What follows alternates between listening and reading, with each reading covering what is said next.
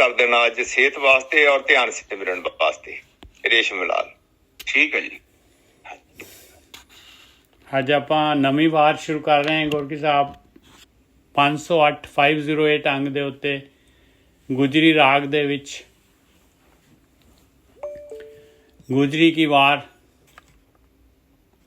महला तीजा सिकंदर बिराहिम की वार की तुनी गौणी एक ओंकार सतगुर प्रसाद। श्लोक महला तीजा।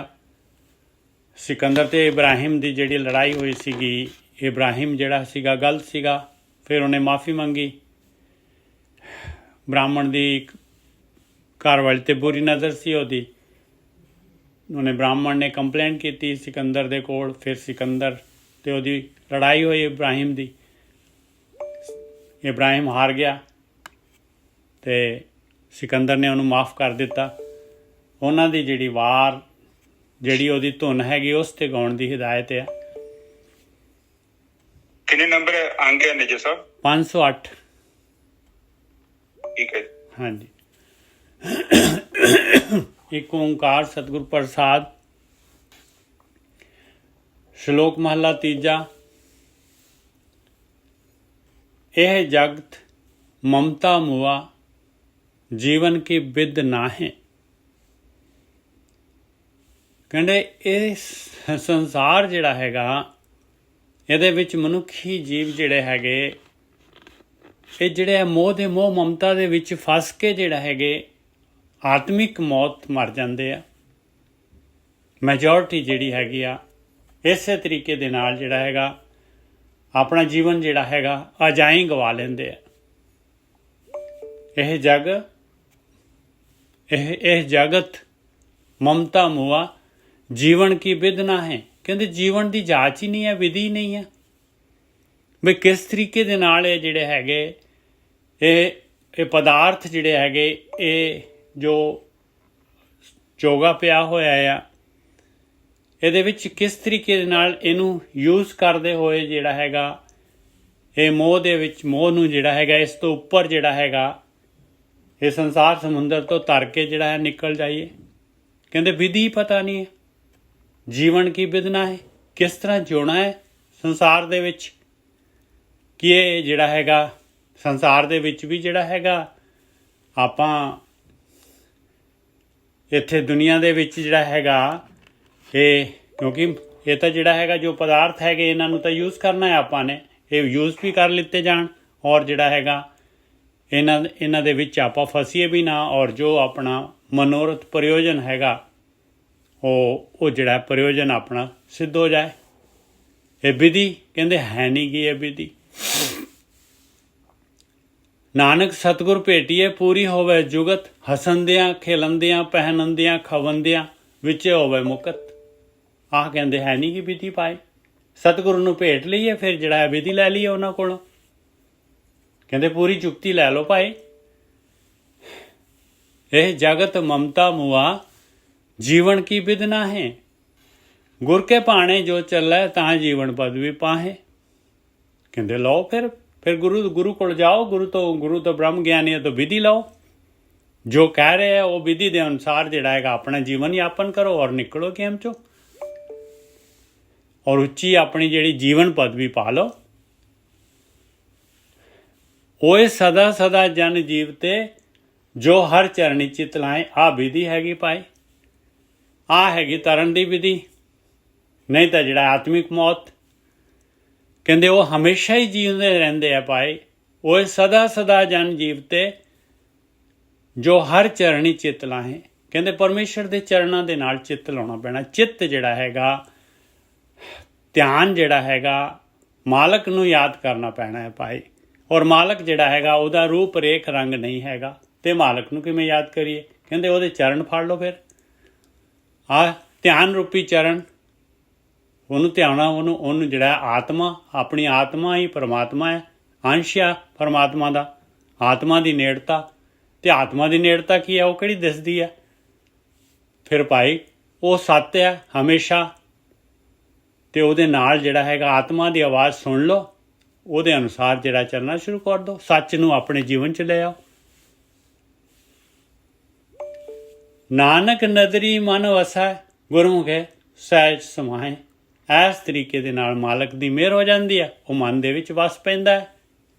ਆਹ ਗੁਰੂ ਜਿਹੜੇ ਹੈਗੇ ਆ ਵਿਧੀ ਦੱਸ ਰਹੇ ਆ, ਔਰ ਸਹਿਜ ਦੇ ਵਿੱਚ ਸਮਾਈ ਹੋ ਜਾਂਦੀ ਆ, ਔਰ ਇਹ ਸੰਸਾਰ ਸਮੁੰਦਰ ਤੋਂ ਬਸ ਜਿੱਤ ਕੇ ਨਿਕਲ ਜਾਂਦੇ, ਸੁਰਖਰੂ ਹੋ ਜਾਂਦੇ। ਹਾਂਜੀ ਗੋਰਖੀ ਸਾਹਿਬ। ਹਾਂਜੀ ਠੀਕ ਹੈ ਜੀ। ਸਾਧ ਸੰਗਤ ਜੀ ਦੇਖੋ, ਨਿੱਜਰ ਸਾਹਿਬ ਉਹ ਹੋ ਗਈ ਕੜਕੜ ਚਾਲੂ, ਕੋਈ ਨਹੀਂ, ਹੁਣ ਬੰਦ ਕਰਨਾ ਆਪਣਾ ਮਾਈਕ। ਤੁਸੀਂ ਨਾ ਗੋਰਖੀ ਸਾਹਿਬ ਫੋਨ ਬਦਲ ਕੇ ਦੇਖ ਲਓ ਪਲੀਜ਼, ਦੋਨੋਂ ਕਰਕੇ ਫੋਨ ਬਦਲਾਂਗਾ ਤੇ ਮਾਈਕ ਦੀ ਕੁਆਲਿਟੀ ਨਹੀਂ, ਤੁਹਾਡਾ ਮਾਈਕ ਵੀ ਬਦਲ ਲਓ। ਮਾਈਕ ਮੈਂ ਬਦਲਾਂਗਾ, ਮਾਈਕ ਵੀ ਨਿੱਜਰ ਸਾਹਿਬ ਉਹਦੀ ਆਵਾਜ਼ ਹੀ ਖਤਮ ਹੋਈ ਨਹੀਂ ਸਾਰੀ, ਉਹ ਮਾਈਕ ਇੱਕੋ ਹੀ ਆ। ਚਲੋ मैं बैगी है ना? नहीं ठीक है, बिल्कुल नहीं बैठी नहीं है, बिल्कुल सही है, सही है, सही है आवाज। हाँ जी बहुत सही है, पर कड़कड़ दी आवाज फिर होनी है। देखो मैनू नहीं पता आ रही कि नहीं आ रही। निजर साहब ਤੁਹਾਡੇ ਫੋਨ ਦੀ ਆਉਂਦੀ ਹੈ ਆਵਾਜ਼ ਕੜਕੜ ਦੀ। नहीं मैं ਤੁਹਾਡਾ ਬਾਉਂਸ ਕਰਦਾ ਜਾਂ ਮੈਂ ਗੁਰਬੀਰ ਦਾ ਮੋਬਾਈਲ ਫੜ ਕੇ ਵੇਖਾਂ। हाँ देखो गोरखी साहब, मैं सवेरे नहीं आਉਂਦੀ ਇੰਨੀ ਵਾਰ, ਸਵੇਰੇ ਅਸੀਂ ਬੋਲਦੇ ਹਾਂ ਸਾਰੇ ਆਪਸ ਦੇ ਵਿੱਚ ਵੀ ਗੱਲ ਹੁੰਦੀ ਹੈ। एक मिनट रुक जाओ, एक मिनट रुक जाओ, दूजा फोन यूज कर। हाँ जी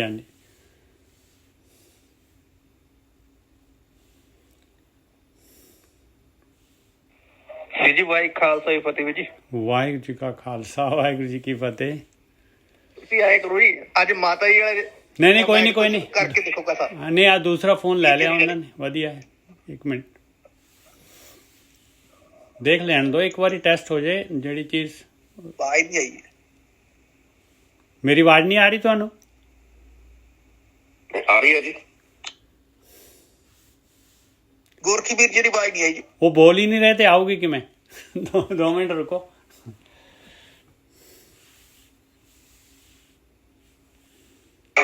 फोन बदल जाएगा ना, बदल के फिर आऊंगा। हाँ जी कोई गल नहीं।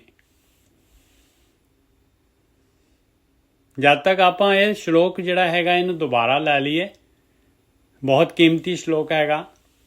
श्लोक महला तीजा, यह जगत ममता मुआ जीवन की विद ना है। ये जगत जिहड़ा हैगा, संसार जिहड़ा हैगा, मनुखी चून पाउंदे आ, और आपां जिहड़े हैगे आ ਇਹ ਮੋਹ ਮਮਤਾ ਜਿਹੜੀ ਹੈਗੀ, ਜੋ ਜਾਲ ਜਿਹੜਾ ਚੋਗਾ ਜੋ ਆਪਾਂ ਨੂੰ ਇਹ ਖਿਲ ਰਿਹਾ ਹੋਇਆ ਹੈ ਸਾਰਾ ਦਾ ਸਾਰਾ, ਇਹਦੇ ਨਾਲ ਜਿਹੜਾ ਹੈਗਾ, ਇਹਦੇ ਵਿੱਚ ਫਸ ਕੇ ਜਿਹੜਾ ਇਹਦੇ ਮੋਹ ਦੇ ਵਿੱਚ ਫਸ ਕੇ, ਮੋਹ ਦੇ ਚਿੱਕੜ ਦੇ ਵਿੱਚ ਫਸ ਕੇ ਹੀ ਜਿਹੜਾ ਹੈਗਾ ਡੁੱਬ ਜਾਂਦੇ ਆ ਇਹ ਸੰਸਾਰ ਸਮੁੰਦਰ ਦੇ ਵਿੱਚ। ਹਾਂਜੀ ਨਿਜਰ ਸਾਹਿਬ, ਹਾਂਜੀ ਆਵਾਜ਼ ਫੇਰ ਕੜਕੜ ਉਹ ਨਹੀਂ ਜਾਣੀ? ਨਹੀਂ ਜਾਣੀ ਨਾ, ਫੇਰ ਆ ਗਈ। ਦੂਜਾ ਫੋਨ ਬਦਲਿਆ ਮੈਂ ਫਿਰ ਮਾਈਕ ਬੰਦ ਕਰ ਦਾਂ। ਆ ਲਓ ਜੀ। ਨਹੀਂ ਗੱਲ ਬਣਨੀ ਹੈ ਹੁਣ। ਚਲੋ ਠੀਕ ਹੈ। ਸਾਧ ਸੰਗਤ ਜੀ ਦੇਖੋ ਬਾਣੀ ਚ ਕੀ ਸਮਝਾਇਆ ਗਿਆ ਹੈ ਕਿ ਇੱਥੇ ਜਿਹੜਾ ਜੀਵਨ ਨੂੰ ਜੀਉਣ ਦੀ ਇੱਕ ਜਾਂਚ ਹੈ।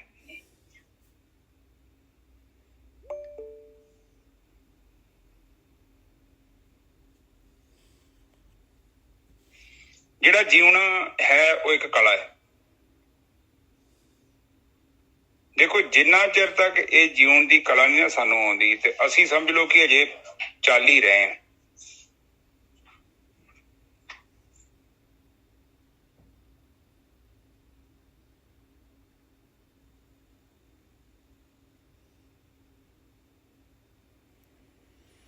ਹਾਂਜੀ निजर साहब, ये कितना 508 नंबर ही आ गया ना? हाँ जी एक सेकंड।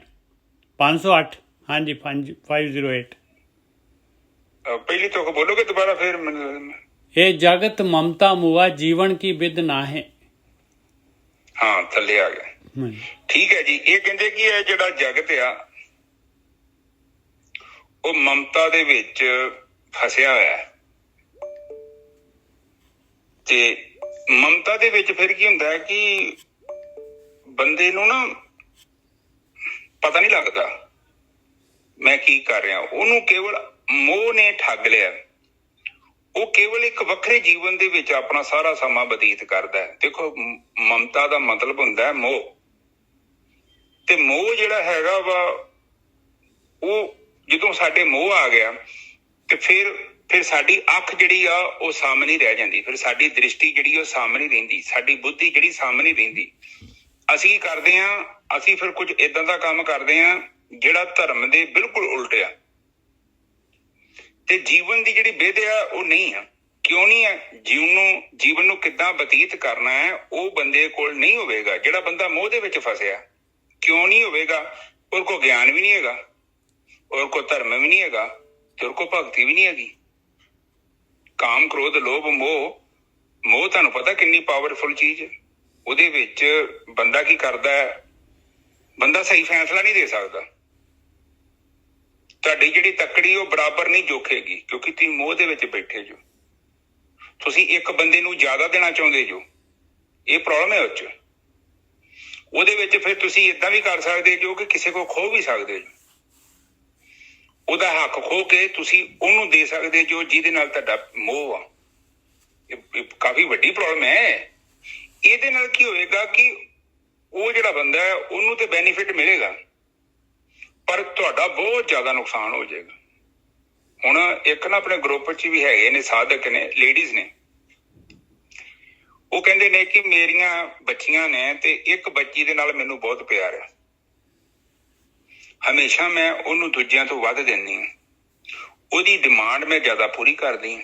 ਮੈਂ ਉਹਨਾਂ ਨੂੰ ਇਹ ਸਮਝਾਇਆ ਕਿ ਇਹਦਾ ਮਤਲਬ ਹੈ ਕਿ ਤੁਸੀਂ ਮੋਹ ਦੇ ਵਿੱਚ ਗ੍ਰਸਤ ਜੋ।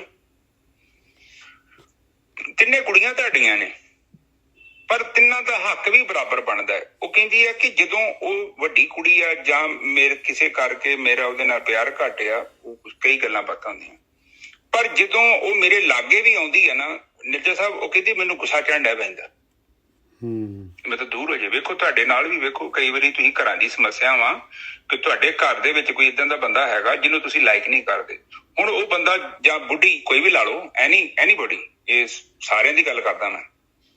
ਹੁਣ ਉਹਨੂੰ ਤੁਸੀਂ ਪਸੰਦ ਨਹੀਂ ਕਰਦੇ, ਉਹ ਤੁਹਾਡੇ ਸਾਹਮਣੇ ਆਉਂਦਾ, ਵੇਖੋ ਤੁਹਾਡੇ ਅੰਦਰ ਕਿੱਦਾਂ ਇੱਕ ਨੈਗੇਟਿਵ ਜੀ ਈਰਖਾ ਜੀ ਅੰਦਰੋਂ ਪ੍ਰਗਟ ਹੋਊਗੀ ਕਿ ਇਹ ਬੰਦਾ ਪਰੇ ਚੱਲ ਜੇ, ਜਾਂ ਤੁਸੀਂ ਉੱਥੋਂ ਭੱਜਣ ਦੀ ਕੋਸ਼ਿਸ਼ ਕਰੋਗੇ, ਜਾਂ ਤੁਸੀਂ ਕੋਸ਼ਿਸ਼ ਕਰੋਗੇ ਕਿ ਉਹ ਮੇਰੇ ਤੋਂ ਦੂਰ ਚੱਲ ਜੇ, ਕਿਉਂਕਿ ਉਹਦੇ ਨਾਲ ਤੁਹਾਡਾ ਕਨੈਕਸ਼ਨ ਨਹੀਂ ਨਾ ਬਣਦਾ। ਉਸ ਦੀ ਵਿਚਾਰਧਾਰਾ ਹੋ ਸਕਦਾ ਹੈ ਕਿ ਥੋੜੀ ਡਿਫਰੈਂਸ ਹੋਵੇ, ਜੋ ਤੁਹਾਨੂੰ ਪਸੰਦ ਨਹੀਂ ਆ। ਘਰਾਂ ਦੇ ਵਿੱਚ ਮਸਲੇ ਕਾਹਦੇ ਆ? ਇਹੋ ਤੇ ਮਸਲੇ ਆ ਕਿ ਕਿਸੇ ਦੇ ਨਾਲ ਸਾਡਾ ਮੋਹ ਆ, ਉਹਦੀ ਗਲਤੀਆਂ ਵੀ ਸਾਨੂੰ ਚੰਗੀਆਂ ਲੱਗਦੀਆਂ, ਤੇ ਜਿਹਦੇ ਨਾਲ ਸਾਡੀ ਕੋਈ ਅਟੈਚਮੈਂਟ ਨਹੀਂ ਆ, ਭਾਵੇਂ ਉਹ ਸੱਚਾ ਵੀ ਹੋਵੇ ਨਿੱਜਰ ਸਾਹਿਬ, ਅਸੀਂ ਉਹਦੀ ਸਾਰੀ ਚੀਜ਼ ਨੂੰ ਭੁੱਲ ਜਾਂਦੇ ਹਾਂ। ਬਿਲਕੁਲ ਸਹੀ ਹੈ ਜੀ, ਬਿਲਕੁਲ ਸਹੀ ਹੈ। ਇਹ ਪਲੀਜ਼ ਇਹ ਔਗਣ ਆ। ਇਸ ਔਗਣ ਨੂੰ ਆਪਾਂ ਕਿੱਦਾਂ ਦੂਰ ਕਰਨਾ ਹੈ, ਇਹਦੇ ਲਈ ਤੁਹਾਡੇ ਕੋਲ ਕੇਵਲ ਭਗਤੀ ਹੈ, ਹੋਰ ਕੋਈ ਸਾਧਨ ਨਹੀਂ ਹੈਗਾ, ਕਿਉਂਕਿ ਇਹ ਤੁਹਾਡੇ ਅੰਦਰ ਆ। ਇਹ ਜਿਹੜਾ ਤੁਹਾਡਾ ਕਾਰਨ ਸਰੀਰ ਹੈ,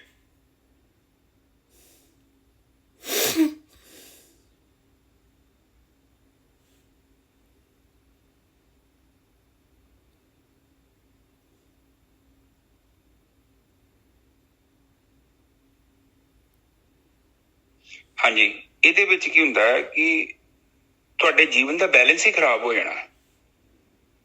ਹੁਣ ਤੁਸੀਂ ਕਾਊਂਟਰ ਤੇ ਗਏ ਜੋ, ਹੁਣ ਕਾਊਂਟਰ ਤੇ ਤੁਹਾਡੀ ਡਿਊਟੀ ਆ ਸਾਰਿਆਂ ਨੂੰ ਇੱਕ ਨਜ਼ਰ ਨਾਲ ਵੇਖਣਾ, ਪਰ ਜੇ ਤੁਸੀਂ ਲੰਗਰ ਹਾਲ 'ਚ ਲੰਗਰ ਵਰਤਾ ਰਹੇ ਜੋ, ਤੁਹਾਡਾ ਕੋਈ ਕਲੋਜ਼ ਬੰਦਾ ਆ ਗਿਆ, ਉੱਥੇ ਉਹ ਚੀਜ਼ ਤੁਹਾਡੇ ਪ੍ਰਗਟ ਹੋ ਜਾਣੀ, ਉਹ ਤੁਸੀਂ ਕੁਝ ਐਕਸਟਰਾ ਕਰਨ ਦੀ ਕੋਸ਼ਿਸ਼ ਕਰਨੀ ਉੱਥੇ, ਕਿਉਂਕਿ ਮੋਹ ਹੈਗਾ ਉੱਥੇ, ਤੁਸੀਂ ਲੋੜ ਤੋਂ ਜ਼ਿਆਦਾ ਕਰੋਗੇ। ਉਹਦਾ ਮਤਲਬ ਤਾਂ ਇਹੋ ਹੀ ਹੈ ਕਿ ਤੁਸੀਂ ਕਿਸੇ ਦਾ ਖੋ ਕੇ ਦੋਗੇ ਨਿੱਜਰ ਸਾਹਿਬ, ਨੈਚੁਰਲ ਉਸ ਬਰਾਬਰ ਤੇ ਵੰਡ ਨਹੀਂ ਹੋਣੀ ਹੈ, ਕਿਉਂਕਿ ਮੋਹ ਹੈਗਾ। ਬਿਲਕੁਲ।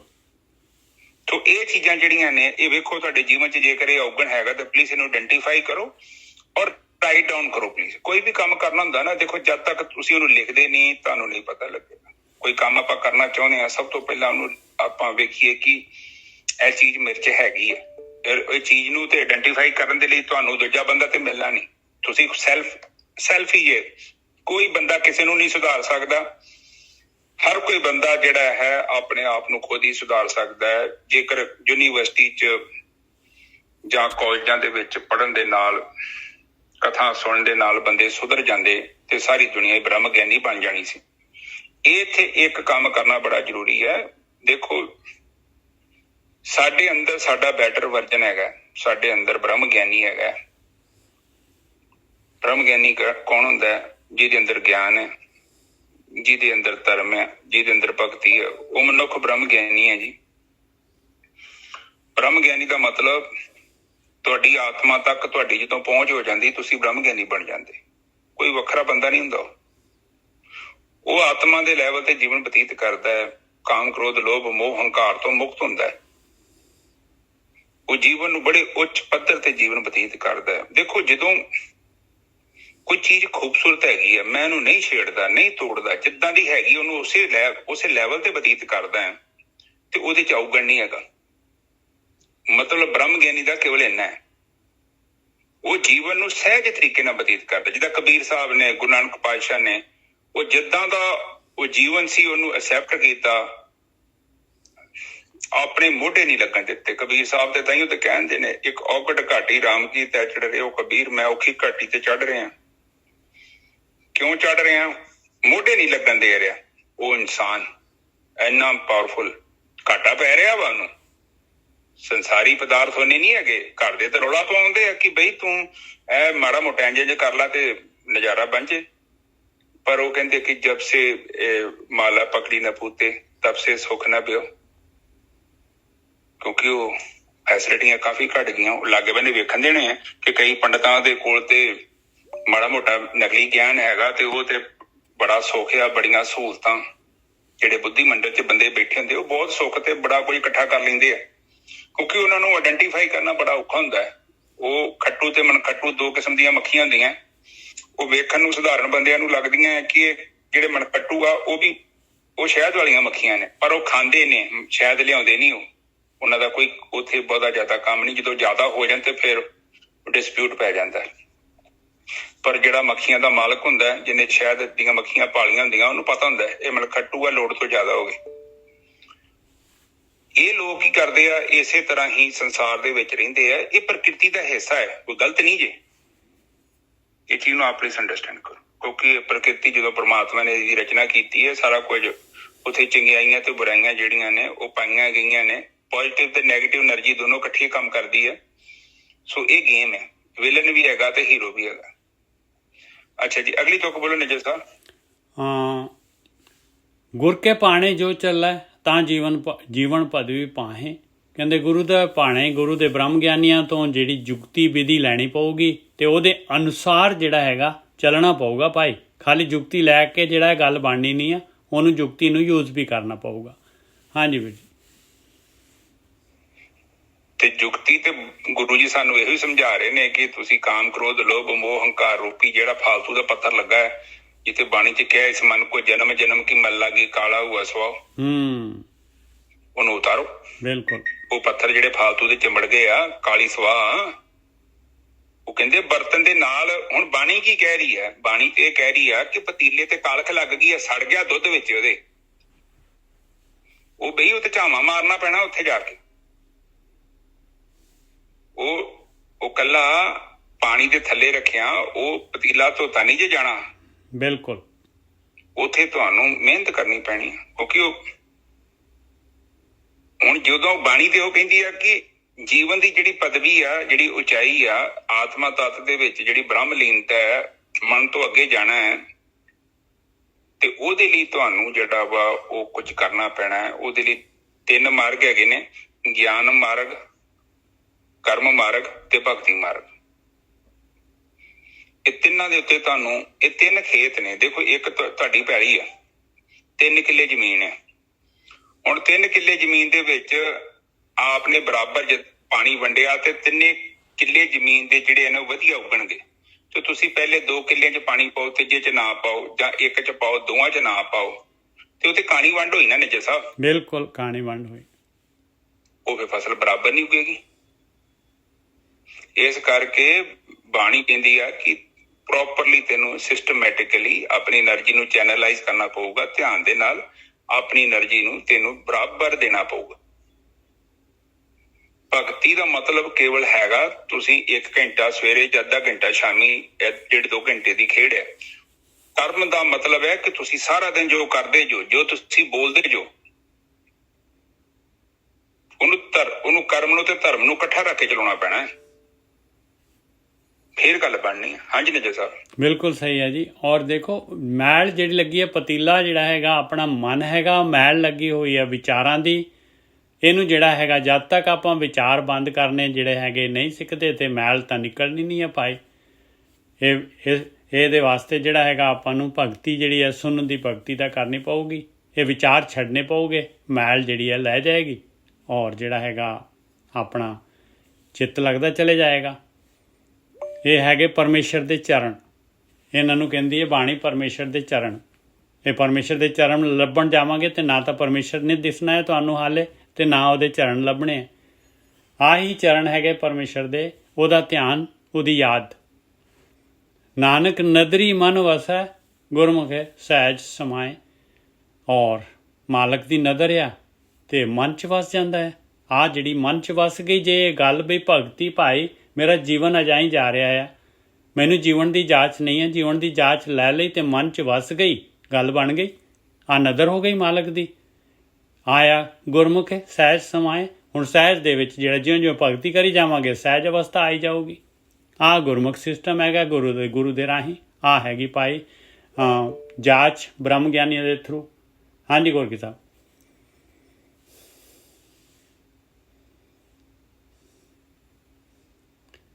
ਹਾਂਜੀ, ਹੁਣ ਇੱਥੇ ਉਹ ਕਹਿ ਰਹੇ ਨੇ ਗੁਰ ਕੇ ਭਾਣੇ ਜੋ ਨੀਚੇ ਸਾ ਮਾਈਕ ਮਾੜਾ ਜਿਹਾ ਬੰਦ ਕਰ ਦਿਓ।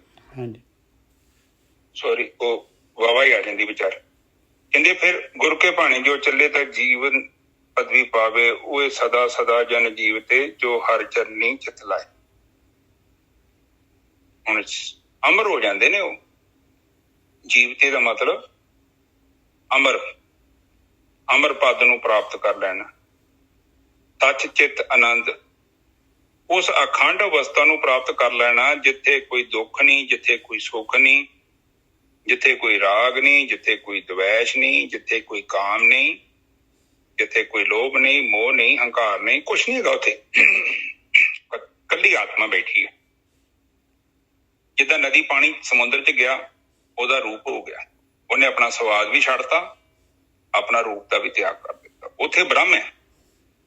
ਉਸ ਬ੍ਰਹਮ ਨੂੰ ਸਭ ਤੋਂ ਪਹਿਲਾਂ ਤੇ ਆਪਾਂ ਸਮਾਧੀ ਦੇ ਵਿੱਚ ਅਨੁਭਵ ਕਰਦੇ ਹਾਂ।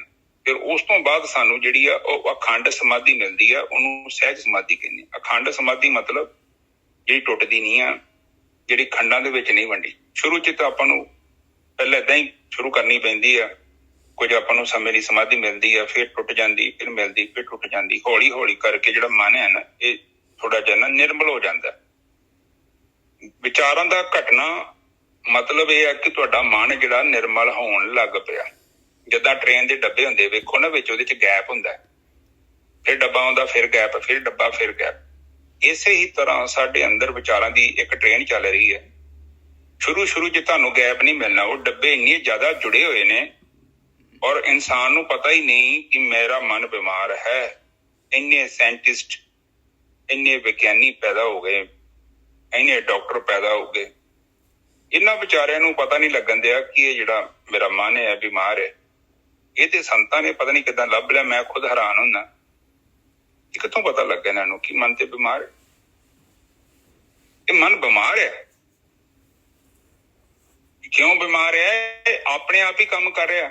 ਜਿੱਦਾਂ ਉਹ ਬੰਦੇ ਨੂੰ ਹੱਦ ਰੰਗ ਨਹੀਂ ਹੋ ਜਾਂਦਾ ਤੇ ਉਹਦਾ ਹੱਥ ਹਿੱਲੀ ਜਾਂਦਾ ਤੇ ਉਹਦਾ ਕੰਟਰੋਲ ਨਹੀਂ ਆ। ਉਹ ਹਿਸਾਬ ਸਾਡੇ ਮਨ ਦਾ ਹੈ। ਸਾਡਾ ਮਨ ਜਿਹੜਾ ਆਪਣੇ ਆਪ ਹੀ ਕੰਮ ਕਰੀ ਜਾ ਰਿਹਾ। ਅਸੀਂ ਵਿਚਾਰ ਹੀ ਨਹੀਂ ਕਰ ਰਹੇ ਕਿ ਮਨ ਸਾਡੇ ਤੋਂ ਗਲਤ ਕੰਮ ਵੀ ਕਰਵਾ ਰਿਹਾ। ਮਨ ਦਾ ਸੁਭਾਅ ਹੈ ਮਤਲਬ ਇੱਕ ਕੰਮ ਕਰਨਾ, ਕਮਾਂਡ ਨੂੰ ਲੈਣਾ, ਯੈਸ ਤੇ ਨੋ ਦਾ ਫੈਸਲਾ ਕਰ ਲੈਣਾ। ਇਹਦੇ ਕੋਲ ਸੈਕਟਰੀ ਹੈਗਾ ਵਾ ਬੁੱਧੀ। ਜਿਹੜੀ ਬੁੱਧੀ ਆ ਉਹ ਤੁਹਾਡੇ ਜੀਵਨ ਦੀ ਸਭ ਤੋਂ ਪਾਵਰਫੁਲ ਚੀਜ਼ ਆ। ਆਹ ਜਿਹੜੀ ਆਪਾਂ ਬਾਣੀ ਪੜ੍ਹਦੇ ਹਾਂ, ਬ੍ਰਹਮ ਗਿਆਨੀਆਂ ਦੀ ਵਿਚਾਰ ਸੁਣਦੇ ਹਾਂ, ਇਹ ਕੇਵਲ ਤੁਹਾਡੀ ਬੁੱਧੀ ਦੇ ਵਿੱਚ ਆਪਾਂ ਮੋਡੀਫਿਕੇਸ਼ਨ ਕਰ ਰਹੇ ਹਾਂ। ਤੁਹਾਨੂੰ ਨਹੀਂ ਪਤਾ ਲੱਗਣ ਦਿਆ, ਪਰ ਸਾਨੂੰ ਪਤਾ ਹੀ ਕੀ ਕਰ ਰਹੇ ਹਾਂ। ਉਹਦੇ ਵਿੱਚ ਆਪਾਂ ਐਡਜਸਟਮੈਂਟ ਕਰ ਰਹੇ ਹਾਂ। ਐਡਜਸਟਮੈਂਟ ਦਾ ਮਤਲਬ ਇਹ ਹੁੰਦਾ ਕਿ ਤੁਹਾਡੀ ਜਿਹੜੀ ਬੁੱਧੀ ਆ ਉਹਦੇ ਕੁਝ ਨਾ ਕੁਝ ਸਵਿਚ ਜਿਹੜੇ ਅੱਗੇ ਪਿੱਛੇ ਹੋਏ ਆ। ਜਿਹਦਾ ਹਾਰਮੋਨੀਆ ਹੁੰਦਾ ਨਾ, ਸਾਡਾ ਹਾਰਮੋਨੀਆ ਮੇਰੇ ਕੋਲ ਹੈਗਾ, ਥੋੜਾ ਜਿਹਾ ਖਰਾਬ ਹੋ ਗਿਆ, ਉੱਥੇ ਦੁਕਾਨ ਤੇ ਖੜਿਆ, ਉਹ ਕਰਦੇ ਆ ਕਿ ਇਹਨੂੰ ਛੱਡ ਜਾਓ। ਉਹ ਜਿਹੜੀਆਂ ਉਂਗਲਾਂ ਜਿਹੀਆਂ ਮਾਰੀ ਦੀਆਂ ਵਾ, ਜਿਹੜੇ ਹੁੰਦੀਆਂ ਨੋਬਾਂ ਹੁੰਦੀਆਂ ਵਾ, ਉਹਨਾਂ ਨੂੰ ਐਡਜਸਟ ਕਰਦੇ ਤਾਂ ਜੋ ਸਹੀ ਸੁਰ ਲੱਗਣ। ਜਦੋਂ ਸਹੀ ਸੁਰ ਲੱਗੇ ਆਟੋਮੈਟਿਕਲੀ ਹੀ ਉਸ ਹਾਰਮੋਨੀਅਮ ਦੀ ਜਿਹੜੀ ਸੰਗੀਤ ਦੀ ਲਹਿਰ ਹੈ ਉੱਚੀ ਹੋ ਜਾਂਦੀ ਹੈ। ਸਾਡੇ ਅੰਦਰ ਇੱਕ ਬੁੱਧੀ ਰੂਪੀ ਹਾਰਮੋਨੀਅਮ ਹੈ। ਸਮੇਂ ਦੇ ਅਨੁਸਾਰ ਕੀ ਹੁੰਦਾ ਕਿ ਜਿੱਦਾਂ ਤੁਹਾਡੇ ਘਰ 'ਚ ਮਲੀਨਤਾ ਆ ਜਾਂਦੀ ਹੈ ਨਾ, ਮਿੱਟੀ ਆ ਜਾਂਦਾ ਹੈ, ਘੱਟਾ ਆ ਜਾਂਦਾ ਹੈ, ਭਾਵੇਂ ਤੁਸੀਂ ਬੂਹੇ ਬਾਰੀਆਂ ਬੰਦ ਵੀ ਕੀਤੀਆਂ ਫਿਰ ਵੀ ਥੋੜੇ ਥੋੜੇ ਸੁਰਾਖਾਂ ਦੇ ਰਾਹੀਂ ਉਹ ਧੂੜ ਮਿੱਟੀ ਅੰਦਰ ਆਈ ਜਾਂਦੀ ਹੈ। ਇਸੇ ਹੀ ਤਰ੍ਹਾਂ ਸਾਡੇ ਇੰਦਰੀਆਂ ਦੇ ਰਾਹੀਂ ਇਹ ਧੂੜ ਮਿੱਟੀ ਜਿਹੜੀ ਉਹ ਸਾਡੇ ਅੰਦਰ ਜਾਂਦੀ ਹੈ। ਕਿਉਂ ਜਾਂਦੀ ਹੈ? ਕਿ ਸਾਡੇ ਇੰਦਰੀਆਂ ਦੇ ਔਗਣ ਹੈਗੇ ਆ।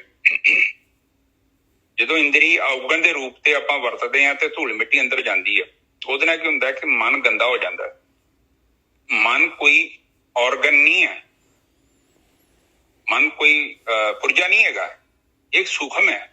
ਲੱਭਣ ਜਾਓਗੇ ਤੁਹਾਨੂੰ ਮਨ ਨਹੀਂ ਮਿਲੇਗਾ, ਪਰ ਮਨ ਸਾਰਾ ਪਾਵਰਫੁਲ ਹੈ। ਇਹ ਸਭ ਲੋਕ ਮਾਈਂਡ ਦੀ ਗੱਲ ਕਰਦੇ ਆ, ਤੁਹਾਡੇ ਬ੍ਰੇਨ ਦੀ ਗੱਲ ਕਰਦੇ ਆ। ਬ੍ਰੇਨ ਦੇ ਅੰਦਰ ਤੁਹਾਡੀ ਮੈਮਰੀ ਆ। ਬੁੱਧੀ ਜਿਹੜੀ ਹੈਗੀ ਉਹ ਮੈਮਰੀ ਦੇ ਅੰਦਰ ਹੁੰਦੀ ਆ। ਉਹਦੇ ਅੰਦਰ ਇੱਕ ਪੁਆਇੰਟ ਆ, ਜਿਹੜਾ ਜੀਵਨ ਬੀਤਿਆ, ਜਿਹੜਾ ਜੀਵਨ ਆਉਣ ਵਾਲਾ, ਜੋ ਵਰਤਮਾਨ ਦੀ ਜੋ ਸਿਚੁਏਸ਼ਨ ਆ, ਜੋ ਹਾਲਾਤ ਨੇ, ਇਹ ਸਾਰਾ ਡਾਟਾ ਤੁਹਾਨੂੰ ਕਲੈਕਟ ਕਰਕੇ ਤੁਹਾਨੂੰ ਸੋਚਣਾ ਪੈਂਦਾ ਹੈ ਕਿ ਇਹ ਜਿਹੜਾ ਮੈਂ ਫੈਸਲਾ ਕਰਾਂਗਾ ਇਹਦੇ ਨਾਲ ਕੀ ਹੋਵੇਗਾ। ਤੁਸੀਂ ਹੁਣ ਇੱਥੇ ਕਿਤੇ ਨੌਕਰੀ ਕਰਦੇ ਜੋ, ਉੱਥੇ ਜੱਗਾ ਡਾਕੂ ਬਣ ਜਾਓ, ਔਰ ਬੌਸ ਨੂੰ ਮਾੜਾ ਚੰਗਾ ਬੋਲ ਦੋ, ਫਿਰ ਉਹ ਤੁਹਾਨੂੰ ਕਵੇ ਕਿ ਵੀ ਫਾਇਰ ਕਰਤਾ, ਤੁਹਾਨੂੰ ਨੌਕਰੀ ਤੋਂ ਕੱਢਤਾ। ਉਸ ਤੋਂ ਬਾਅਦ ਤੁਹਾਡੇ ਲਈ ਜ਼ਿੰਦਗੀ ਕਿੰਨੀ ਔਖੀ ਹੈ ਤੁਹਾਡੀ ਬੁੱਧੀ ਤੁਹਾਨੂੰ ਦੱਸਦੀ ਆ। ਪਹਿਲਾਂ ਇਹ ਤੂੰ ਬੋਲਣ ਤੋਂ ਪਹਿਲਾਂ ਚਰਨਜੀਤ 2 ਮਿੰਟ ਬਾਅਦ ਕਰ, ਤੇਰੇ ਬੱਚਿਆਂ ਦੀਆਂ ਸਕੂਲ ਦੀਆਂ ਫੀਸਾਂ ਜਾਣ ਵਾਲੀਆਂ ਹੀ, ਮਹੀਨੇ ਦਾ ਕਿਰਾਇਆ ਆਉਣ ਵਾਲਾ ਹੀ, ਨਵੀਂ ਨੌਕਰੀ ਕਰੋਨਾ ਕਰਕੇ ਮਿਲਣੀ ਨਹੀਂ ਹੂੰ ਤੇ ਇੰਨੀ ਵਧੀਆ ਨਹੀਂ ਮਿਲਣੀ। ਇਸ ਕਰਕੇ ਜਿਪ ਦਾ ਮਾਊਥ। ਸਹੀ ਹੈ ਨਜਰ ਸਾਹਿਬ? ਬਿਲਕੁਲ ਸਹੀ ਹੈ ਜੀ, ਬਿਲਕੁਲ ਸਹੀ ਹੈ। ਉਹ ਕਹਿੰਦੀ ਆ ਜਿਪ ਦਾ ਮਾਊਥ। ਇਹਦੀਆਂ 2-4 ਗੱਲਾਂ ਸੁਣ ਲਾ ਤੇ ਕੋਈ ਫਰਕ ਨਹੀਂ ਪੈਂਦਾ। ਮਾਈਕ ਬੰਦ ਕਰੇ ਨਜਰ ਸਾਹਿਬ, ਫਿਰ ਜ਼ਿਆਦਾ ਆਉਂਦੀ ਹੈ। ਬੁੱਧੀ ਕੀ ਕਹਿੰਦੀ ਹੈ ਕਿ ਚਰਨਜੀਤ ਬਹੁਤਾ ਰੌਲਾ ਨਾ ਪਾ, ਤੂੰ ਬਹੁਤਾ ਵੱਡਾ ਨਹੀਂ ਆ ਤੇ ਬਹੁਤਾ ਪਾਵਰਫੁਲ ਨਹੀਂ ਆ, ਤੇਰੇ ਕੋਲ ਤੇ ਹਜੇ ਐਮਰਜੈਂਸੀ ਮਨੀ ਵੀ ਨਹੀਂ ਹੈਗੀ ਕਿ ਕੱਲ ਨੂੰ ਤੈਨੂੰ ਸਪੋਰਟ ਕਰਨ ਵਾਸਤੇ 4-5 ਮਹੀਨੇ, ਸਾਲ, 1.5 ਸਾਲ ਤੇਰਾ ਘਰ ਚੱਲ ਸਕੇ। ਤੇਰੀ ਸਰਵਾਈਵਲ ਦੇ ਲਈ ਓਨਲੀ ਤੇਰੀ ਨੌਕਰੀ ਹੈ।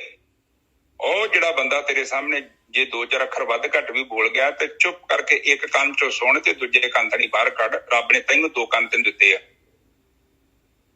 ਤੇ ਜੇ ਤੂੰ ਚੀਜ਼ ਨੂੰ ਪਰਸਨਲੀ ਲੈ ਲਿਆ ਤੇ ਆ ਜਿਹੜੀਆਂ ਤੇਰੇ ਜੀਵਨ 'ਚ ਸਮੱਸਿਆਵਾਂ ਆ ਜਾਣੀਆਂ ਹੀ। ਆ ਪਲੀਜ਼ ਅੰਡਰਸਟੈਂਡ ਕਰੋ, ਇਹ ਹਰ ਇੱਕ ਜੀਵਨ ਦਾ ਇਹੋ ਹੀ ਆ ਮਸਲਾ। ਬਾਣੀ ਸਾਨੂੰ ਕਹਿੰਦੀ ਹੈ ਨਿਮਰਤਾ ਦੇ ਵਿੱਚ ਰਹਿਣਾ। ਕਿਉਂ ਰਹਿਣਾ ਹੈ? ਨਿਮਰਤਾ ਦੇ ਨਾਲ ਕੀ ਹੁੰਦਾ ਕਿ ਹਉਮੈ ਥੋੜੀ ਡਾਊਨ ਹੋ ਜਾਂਦੀ। ਇੱਕ ਵਾਰੀ ਨਾ ਸਾਡੇ ਗਰੀਬ ਬੰਦੇ 'ਚ ਬੜੀ ਹਉਮੈ ਹੁੰਦੀ ਜੀ। ਕਿਤੇ ਨਾ ਸੋਚੇ ਕੋਈ ਗਰੀਬ ਬੰਦੇ ਅੰਦਰ ਹਉਮੈ ਨਹੀਂ ਹੁੰਦੀ। ਉਹਦੀ ਵੇਖੋ, ਉਹਦੀ 'ਚ ਬੜੀ ਹਉਮੈ ਹੁੰਦੀ ਹੈ, ਭਾਵੇਂ ਮੇਰੇ ਕੋਲ ਕੁਝ ਵੀ ਨਹੀਂ ਹੈਗਾ। ਅਮੀਰ ਬੰਦੇ ਕੋ ਤੇ ਆਉਣੀ ਆ, ਗਰੀਬ ਕੋ ਵੀ ਹਉਮੈ ਆਉਣੀ ਆ। ਇਹ ਜਿਹੜੀ ਆ ਜੀਵਨ ਦੇ ਵਿੱਚ ਪਦਵੀ ਹੈ। ਬਾਣੀ ਸਾਨੂੰ ਇਹ ਸਮਝਾਉਂਦੀ ਆ ਕਿ ਜੀਵਨ ਨੂੰ ਚੰਗੇ ਤਰੀਕੇ ਨਾਲ ਕਿਵੇਂ ਬਤੀਤ ਕਰਨਾ ਹੈ।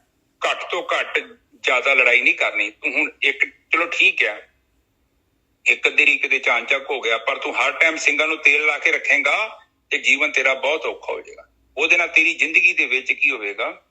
ਪ੍ਰੋਬਲਮਸ ਬਹੁਤ ਆਉਣਗੀਆਂ। ਕਿਉਂ? ਤੂੰ ਦੁਨੀਆ ਨੂੰ ਬਦਲ ਰਿਹਾ ਹੈ। ਅਸਲ 'ਚ ਦੁਨੀਆ 'ਚ ਉਹਨਾਂ ਫਾਲਟ ਨਹੀਂ ਹੈਗਾ ਜਿੰਨਾ ਤੇਰੇ ਅੰਦਰ ਹੈ। ਕੁਛ ਨਾ ਕੁਛ ਤੇਰੇ 'ਚ ਗੜਬੜ ਹੈਗੀ ਆ, ਔਰ ਇਹ ਚੀਜ਼ ਨੂੰ ਤੈਨੂੰ ਸਮਝਣਾ ਪੈਣਾ। ਪਰ ਬੰਦਾ ਸਮਝਦਾ ਨਹੀਂ। ਬੰਦਾ ਸੋਚਦਾ ਮੈਂ ਸਹੀ ਹਾਂ, ਔਰ ਉਸ ਪ੍ਰੋਬਲਮ ਦੇ ਕਰਕੇ ਹੀ ਕਾਫੀ ਬੰਦੇ ਜਿਹੜੇ ਹੁੰਦੇ ਆ ਉਹ ਆਪਣੇ ਜੀਵਨ ਨੂੰ ਡਿਸਟਰਬ ਕਰਦੇ ਰਹਿੰਦੇ। ਸੋ ਇਹ ਪੁਆਇੰਟ ਦੀ ਗੱਲ ਹੈ, ਪਲੀਜ਼ ਨੋਟ ਕਰਿਆ ਕਰੋ। ਜਿੱਥੇ ਚੁੱਪ ਰਹਿਣ ਦੀ ਲੋੜ ਹੈ, ਚੁੱਪ ਰਹਿਣਾ ਹੈ। ਮੂਰਖ ਨਾਲ ਬਾਣੀ ਵੀ ਕਹਿੰਦੀ ਨਾ ਉਲਝੋ। ਕੀ ਕਰ ਲੋਗੇ ਤੁਸੀਂ? ਅਗਲਾ ਬੰਦਾ ਸੁੱਤਾ ਹੈ, ਉਹਨੂੰ ਤੁਸੀਂ ਸਮਝਾ ਸਕਦੇ ਜੋ? ਭਾਵੇਂ ਤੁਸੀਂ ਸੱਚੇ ਹੋ, ਭਾਵੇਂ ਤੁਸੀਂ ਕੁਛ ਵੀ ਹੋ, ਉਹਨੇ ਤੁਹਾਡੀ ਗੱਲ ਨਹੀਂ ਜੋ ਸੁਣਨੀ। ਕਿਉਂ ਨਹੀਂ ਸੁਣਨੀ? ਉਸ ਬੰਦੇ ਦਾ ਮੈਨੂਫੈਕਚਰਿੰਗ ਫਾਲਟ ਹੈ। ਮੈਨੂਫੈਕਚਰਿੰਗ ਫਾਲਟ ਮਤਲਬ ਉਹ ਜਿੱਥੋਂ ਉਹਨੂੰ ਤਿਆਰ ਕੀਤਾ ਗਿਆ, ਉਹਦੇ ਮਾਂ-ਬਾਪ ਨੇ ਉਹਦੀ ਪਰਵਰਿਸ਼ ਹੀ ਏਦਾਂ ਦੀ ਕੀਤੀ ਆ। ਛੋਟੇ ਹੁੰਦੇ ਤੋਂ ਹੀ ਉਹਨੂੰ ਏਦਾਂ ਦਾ ਬਣਾਤਾ ਕਿਸੇ ਨੇ ਕਿ ਬਈ ਉਹਦੀਆਂ ਗਲਤੀਆਂ ਹੀ ਉਹ ਗਲਤੀਆਂ ਨਹੀਂ ਉਹਦੇ ਲਈ। ਉਹ ਬਿਲਕੁਲ ਉਹਨੂੰ ਰਾਈਟ ਸਮਝਦਾ ਹੈ। ਕਿਉਂਕਿ ਮਾਂ-ਬਾਪ ਨੇ ਮੋਹਰ ਮਾਰੀ ਆ। ਜਦੋਂ ਉਹਨੇ ਬਚਪਨ 'ਚੋਂ ਕੰਮ ਕੀਤੇ ਆ, ਮਾਂ-ਬਾਪ ਨੇ ਕਿਹਾ ਕਿ ਸਾਡਾ ਪੁੱਤ ਇੱਕੋ ਹੀ ਆ, ਬੜਾ ਸ਼ਿੰਦਾ ਲਾਡਲਾ ਹੈ, ਇਹ ਕੋਈ ਗੱਲ ਨਹੀਂ, ਇਹਨੂੰ ਏਦਾਂ ਕਰਨ ਦਿਓ। ਉਹਨੂੰ ਕਿਸੇ ਨੇ ਚੈੱਕ ਪੁਆਇੰਟ ਨਹੀਂ ਕੀਤਾ ਉੱਤੇ। ਹੁਣ ਕੀ ਹੋ ਗਿਆ? ਉਹ ਬੱਚਾ ਕਾਫੀ ਵੱਡਾ ਬੰਦਾ ਬਣ ਗਿਆ। ਹੁਣ ਤੁਸੀਂ ਉਹਨੂੰ ਬਦਲਣਾ ਚਾਹੁੰਦੇ ਜੋ, ਉਹਨੂੰ ਕਿੱਥੋਂ ਬਦਲੋਗੇ? ਉਹ ਸਾਰੀਆਂ ਜੋ ਗੱਲਾਂ ਕਰ ਰਿਹਾ ਵਾ ਉਹ ਤੁਹਾਨੂੰ ਤੁਹਾਡੇ ਨਾਲ ਸਾਰੀਆਂ ਵਾਪਰ ਰਹੀਆਂ ਵਾ, ਤੁਹਾਨੂੰ ਚੰਗੀਆਂ ਨਹੀਂ ਲੱਗਦੀਆਂ, ਪਰ ਉਹਦੇ ਲਈ ਨਾਰਮਲ ਹੈ ਕਿਉਂਕਿ ਉਹਦਾ ਸੁਭਾਅ ਬਣ ਗਿਆ ਨਿੱਜਰ ਸਾਹਿਬ, ਉਹਨੂੰ ਤੁਸੀਂ ਬਦਲ ਨਹੀਂ ਸਕਦੇ। ਬਿਲਕੁਲ ਸਹੀ ਹੈ ਜੀ। ਔਰ ਹੁਣ ਮੇਰੇ ਵਰਗਾ ਤੇ ਤੁਰਿਆ ਜਾਵੇ, ਹੁਣ ਮੈਂ ਆਪਣੀ ਮਾਤਾ ਨੂੰ ਕਹਾਂ ਇਹਨੂੰ ਬਦਲਣਾ, ਇਹਨੇ ਕਿੱਥੋਂ ਬਦਲਣਾ? ਉਹਦੇ ਅੰਦਰ ਨਿੱਜਰ ਸਾਹਿਬ ਕਿੰਨੇ ਸੰਸਕਾਰ ਨੇ, ਉਹ ਕਿੰਨੇ ਸਾਲਾਂ ਤੋਂ ਵਿਚਾਰੇ ਜੀਵਨ ਬਤੀਤ ਕਰ ਰਹੇ ਨੇ ਤੇ ਉਹਨੇ ਉਸੇ ਲੈਵਲ ਤੇ ਜੀਵਨ ਚਲਾਉਣਾ। ਹਾਂ, ਇੱਕ ਤਰੀਕਾ ਹੈਗਾ, ਮੈਂ ਉਹ ਪਿਆਰ ਨਾਲ ਰਿਕੁਐਸਟ ਕਰਾਂ 2-4 ਵਾਰੀ, ਹੋ ਸਕਦਾ ਉਹ ਮੇਰੀ ਗੱਲ ਨੂੰ ਸਮਝਣ, ਉਹ ਆਪਣੇ ਆਪ ਨੂੰ ਬਦਲ ਸਕਦੇ। ਤੇ ਜੇ ਮੈਂ ਜ਼ੋਰ ਜ਼ਬਰਦਸਤੀ ਉਹਨਾਂ ਨੂੰ ਬਦਲਣ ਦੀ ਕੋਸ਼ਿਸ਼ ਕਰਾਂ ਤੇ ਬਿਲਕੁਲ ਨਹੀਂ ਉਹਨਾਂ ਨੇ ਚੇਂਜ ਹੋਣਾ। ਇਸੇ ਲਈ ਬਾਣੀ ਕਹਿੰਦੀ ਹੈ ਕਿ ਨਹੀਂ, ਕੋਸ਼ਿਸ਼ ਨਾ ਕਰੋ ਬਹੁਤੀ ਜ਼ਿਆਦੀ, ਕਿਉਂਕਿ ਛੋਟੀ ਮੋਟੀ ਡਾਣੀ ਹੈ ਨਾ, ਆਪਾਂ ਮੋੜ ਸਕਦੇ ਹਾਂ। ਛੋਟੀ ਡਾਣੀ ਵੇਖੋ ਰੁੱਖਾਂ ਦੀਆਂ, ਜਿੱਧਰ ਮਰਜ਼ੀ ਮਰੋੜ ਲਓ, ਪਰ ਨਿੱਜਰ ਸਾਹਿਬ ਜਦੋਂ ਡਾਣ ਬਣ ਗਿਆ ਉਹਨੂੰ ਨਹੀਂ ਮਰੋੜਿਆ ਜਾ ਸਕਦਾ, ਉਹ ਟੁੱਟ ਜੂਗਾ। ਬਿਲਕੁਲ, ਉਹਨੇ ਬੈਂਡ ਨਹੀਂ ਹੋਣਾ।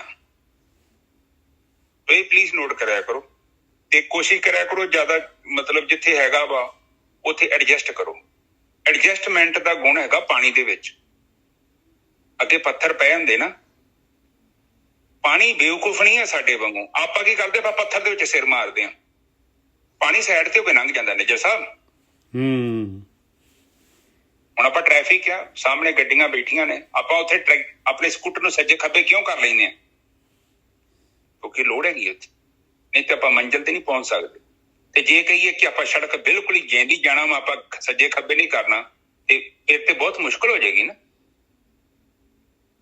ਇਸੇ ਤਰ੍ਹਾਂ ਕਈ ਬੰਦੇ ਏਦਾਂ ਦੇ ਤੁਹਾਡੇ ਜੀਵਨ 'ਚ ਹੈਗੇ ਨੇ ਜਿੱਥੇ ਤੁਹਾਡੇ ਲਫ਼ਜ਼ਾਂ ਦੇ ਟਕਰਾਓ ਹੁੰਦੇ ਨੇ, ਉਹਦੇ ਨਾਲ ਤੁਸੀਂ ਬਾਰ-ਬਾਰ ਟੱਕਰ ਮਾਰਦੇ ਜੋ। ਉੱਥੇ ਏਦਾਂ ਕਰਿਆ ਕਰੋ, ਉੱਥੇ ਲਫ਼ਜ਼ ਉਹ ਨਾ ਇਸਤੇਮਾਲ ਕਰੋ ਜਿਹਦੇ ਕਰਕੇ ਲੜਾਈ ਝਗੜਾ ਹੁੰਦਾ। ਉੱਥੇ ਆਪਣੀ ਭਾਸ਼ਾ, ਆਪਣੀ ਸ਼ਬਦਾਵਲੀ ਉਹਨੂੰ ਬਦਲੋ। ਬਾਣੀ ਦਾ ਮਤਲਬ ਸਾਰਾ ਕੁਝ ਇਹੋ ਹੀ ਆ, ਜੀਵਨ ਨੂੰ ਚੁੱਕਣ ਦੇ ਬਾਰੇ ਗੱਲ ਹੋ ਰਹੀ ਆ, ਹੋਰ ਬਾਕੀ ਤੇ ਤੁਸੀਂ ਭਗਤੀ ਨਾਲ ਆਪੇ ਪ੍ਰਾਪਤ ਕਰ ਲੈਣਾ। ਇਹ ਗੱਲਾਂ ਪਲੀਜ਼ ਨੋਟ ਕਰਿਆ ਕਰੋ। ਇਹ ਗੱਲਾਂ ਮੈਂ ਵੀ ਸਿੱਖੀਆਂ ਨੇ, ਕੋਸ਼ਿਸ਼ ਕਰਾਂਗਾ ਮੈਂ ਵੀ ਇੰਪਲੀਮੈਂਟ ਕਰਾਂਗਾ ਤੇ ਆਪ ਵੀ ਕਰੋ। ਅੱਗੇ ਚੱਲੀਏ ਨਿੱਜਰ ਸਾਹਿਬ। ਹਾਂਜੀ ਗੁਰੂ ਸਾਹਿਬ। ਮਹੱਲਾ ਤੀਜਾ। ਅੰਦਰ ਸਹਿਸਾ ਦੁੱਖ ਹੈ, ਆਪੈ ਸਿਰ ਧੰਦੇ ਮਾਰ। ਕਹਿੰਦੇ ਜਦ ਤੱਕ ਤੇਰੀ ਹਉਮੈ ਹੈਗੀ, ਆਪਾ ਹੈਗਾ ਤੇਰਾ, ਤੇ ਇਹਨੇ ਜਿਹੜਾ ਮੋਹ ਦੇ ਵਿੱਚ ਫਸਣਾ ਹੀ ਫਸਣਾ ਹੈ ਭਾਈ। ਇਹਨੂੰ ਜਿਹੜਾ ਹੈਗਾ, ਇਹ ਮੋਹ ਪਦਾਰਥ 'ਚ ਹੋਗਾ, ਇਹੀ ਚੰਗਾ ਲੱਗਣਾ ਹੈ। ਇਹਨੂੰ ਜਿਹੜਾ ਹੈਗਾ ਸੱਚ ਨਹੀਂ ਚੰਗਾ ਲੱਗਣਾ। ਇਹਨੇ ਝੂਠ ਦੇ ਨਾਲ, ਕਿਉਂਕਿ ਉਹਦੇ ਵਿੱਚ ਸਵਾਦ ਪਏ ਹੋਏ, ਉਹਨਾਂ ਨੇ ਖਿੱਚਣਾ ਹੈਗਾ, ਤੇ ਫਿਰ ਇਹ ਧੰਦਿਆਂ ਦੇ ਵਿੱਚ, ਇਸੇ ਦੇ ਵਿੱਚ ਗਲਤਾਨ ਰਹਿਣਾ ਹੈ। ਇਹਨੇ ਜਿਹੜਾ ਹੈਗਾ ਪਾਪ ਔਰ ਪੁੰਨ ਦੇ ਵਿੱਚ ਹੀ ਘੁੰਮੀ ਜਾਣਾ ਹੈ, ਔਰ ਇਹ ਫਿਰ ਜਿਹੜਾ ਹੈਗਾ ਆਤਮਿਕ ਮੌਤ ਰਹਿੰਦੀ ਹੈ ਇਹਦੀ। ਸਹਿਮ ਰਹੇਗਾ, ਅੰਦਰ ਦੁੱਖ ਰਹਿਣਗੇ, ਕਿਉਂਕਿ ਡੁਐਲਿਟੀ ਦੇ ਨਾਲ ਜਿਹੜਾ ਹੈਗਾ, ਤੂੰ ਡੁਐਲਿਟੀ ਨੂੰ ਪਸੰਦ ਕਰ ਲਿਆ ਆਪਾਂ ਨੇ, ਚੋਗੇ ਨੂੰ, ਸੱਚ ਛੱਡਤਾ, ਪਰਮੇਸ਼ਰ ਨੂੰ, ਆਤਮਾ ਨੂੰ ਛੱਡ ਕੇ, ਤੇ ਆਪਾਂ ਜਿਹੜੇ ਹੈਗੇ ਇਹ ਪ੍ਰਕਿਰਤੀ ਮਾਇਆ ਜਿਹੜੀ ਹੈਗੀ ਉਹਦੇ ਨਾਲ ਅਟੈਚ ਹੋ ਗਏ।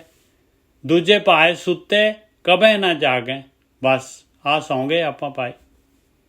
ਕਹਿੰਦੇ ਕਦੀ ਵੀ ਨਹੀਂ ਜਾਗਦੇ। ਮਾਇਆ ਮੋਹ ਪਿਆਰ, ਕਿਉਂ? ਕਿਉਂਕਿ ਪਿਆਰ ਹੈ ਵੀ ਆ ਮਾਇਆ ਜਿਹੜੀ ਖਿਲਾਰੀ ਹੈ, ਮਾਲਕ ਨੇ ਪਰਪਸਲੀ ਖਿਲਾਰੀ ਹੋਈ ਆ। ਇਹ ਜਿਹੜੀ ਹੈਗੀ ਇਹ ਸੱਚ ਨਹੀਂ ਹੈਗੀ, ਇਹ ਝੂਠ ਹੈ, ਬਣਾਈ ਹੋਈ ਹੈ, ਫੈਬਰੀਕੇਟਡ ਹੈ, ਸਿਰਫ ਸਵਾਦ ਪਾਏ ਹੋਏ ਆ। ਇਹਦੇ ਨਾਲ ਮੋਹ ਹੈਗਾ, ਇਹਦੇ ਨਾਲ ਪਿਆਰ ਹੈਗਾ, ਇਸ ਕਰਕੇ ਸਹਿਸਾ ਹੈਗਾ, ਦੁੱਖ ਹੈਗਾ, ਤੇ ਧੰਦਿਆਂ ਦੀ ਮਾਰ ਹੈਗੀ। ਹੁਣ ਇਸ 'ਚੋਂ ਨਿਕਲਣ ਦਾ ਰਸਤਾ ਹੈਗਾ ਧਿਆਨ, ਸਿਮਰਨ, ਭਗਤੀ, ਪਰਮੇਸ਼ਰ ਦਾ ਨਾਮ, ਪਰਮੇਸ਼ਰ ਦੀ ਯਾਦ। ਨਾਮ ਨਾ ਚੇਤੈ, ਸ਼ਬਦ ਨਾ ਵਿਚਾਰੈ। ਆਹ ਸ਼ਬਦ ਆ, ਦੇਖੋ ਆਹ ਬ੍ਰਹਮ ਗਿਆਨ ਹੈਗਾ, ਇਹਨੂੰ ਵਿਚਾਰਦੇ ਨਹੀਂ ਹੈਗੇ। ਵਿਚਾਰਾਂਗੇ ਤੇ ਆਪਣੀ ਬੁੱਧੀ ਉੱਚੀ, ਬੁੱਧੀ ਜਿਹੜੀ ਹੈਗੀ ਸੱਚ ਨੂੰ ਫੜ ਲਏਗੀ, ਸੱਚ ਨੂੰ ਫੜ ਗਈ ਤੇ ਬੁੱਧੀ ਜਿਹੜੀ ਆ ਉੱਚੀ ਹੋ ਗਈ, ਵਿਵੇਕ ਬੁੱਧੀ ਆ ਗਈ, ਤੇ ਨਾਮ ਨੂੰ ਚੇਤਣ ਲੱਗ ਗਏ। ਫਿਰ ਕਹਿੰਦੇ ਨਾਮ ਨਾ ਚੇਤੈ, ਸ਼ਬਦ ਨਾ ਵਿਚਾਰੇ, ਇਹ ਮਨਮੁਖ ਕਾ ਆਚਾਰ। ਆਹ ਮਨਮੁਖ ਦਾ ਜਿਹੜਾ ਹੈਗਾ, ਪ੍ਰੈਕਟੀਕਲ ਮਨਮੁਖ ਦਾ ਜਿਹੜਾ ਹੈਗਾ ਆਹ ਜੀਵਨ ਆ, ਆਚਰਣ ਇਹੋ ਜਿਹਾ ਹੈ ਮਨਮੁਖ ਦਾ। ਫਿਰ ਹਰ ਨਾਮ ਨਾ ਪਾਇਆ, ਜਨਮ ਬਿਰਤਾ ਗਵਾਇਆ।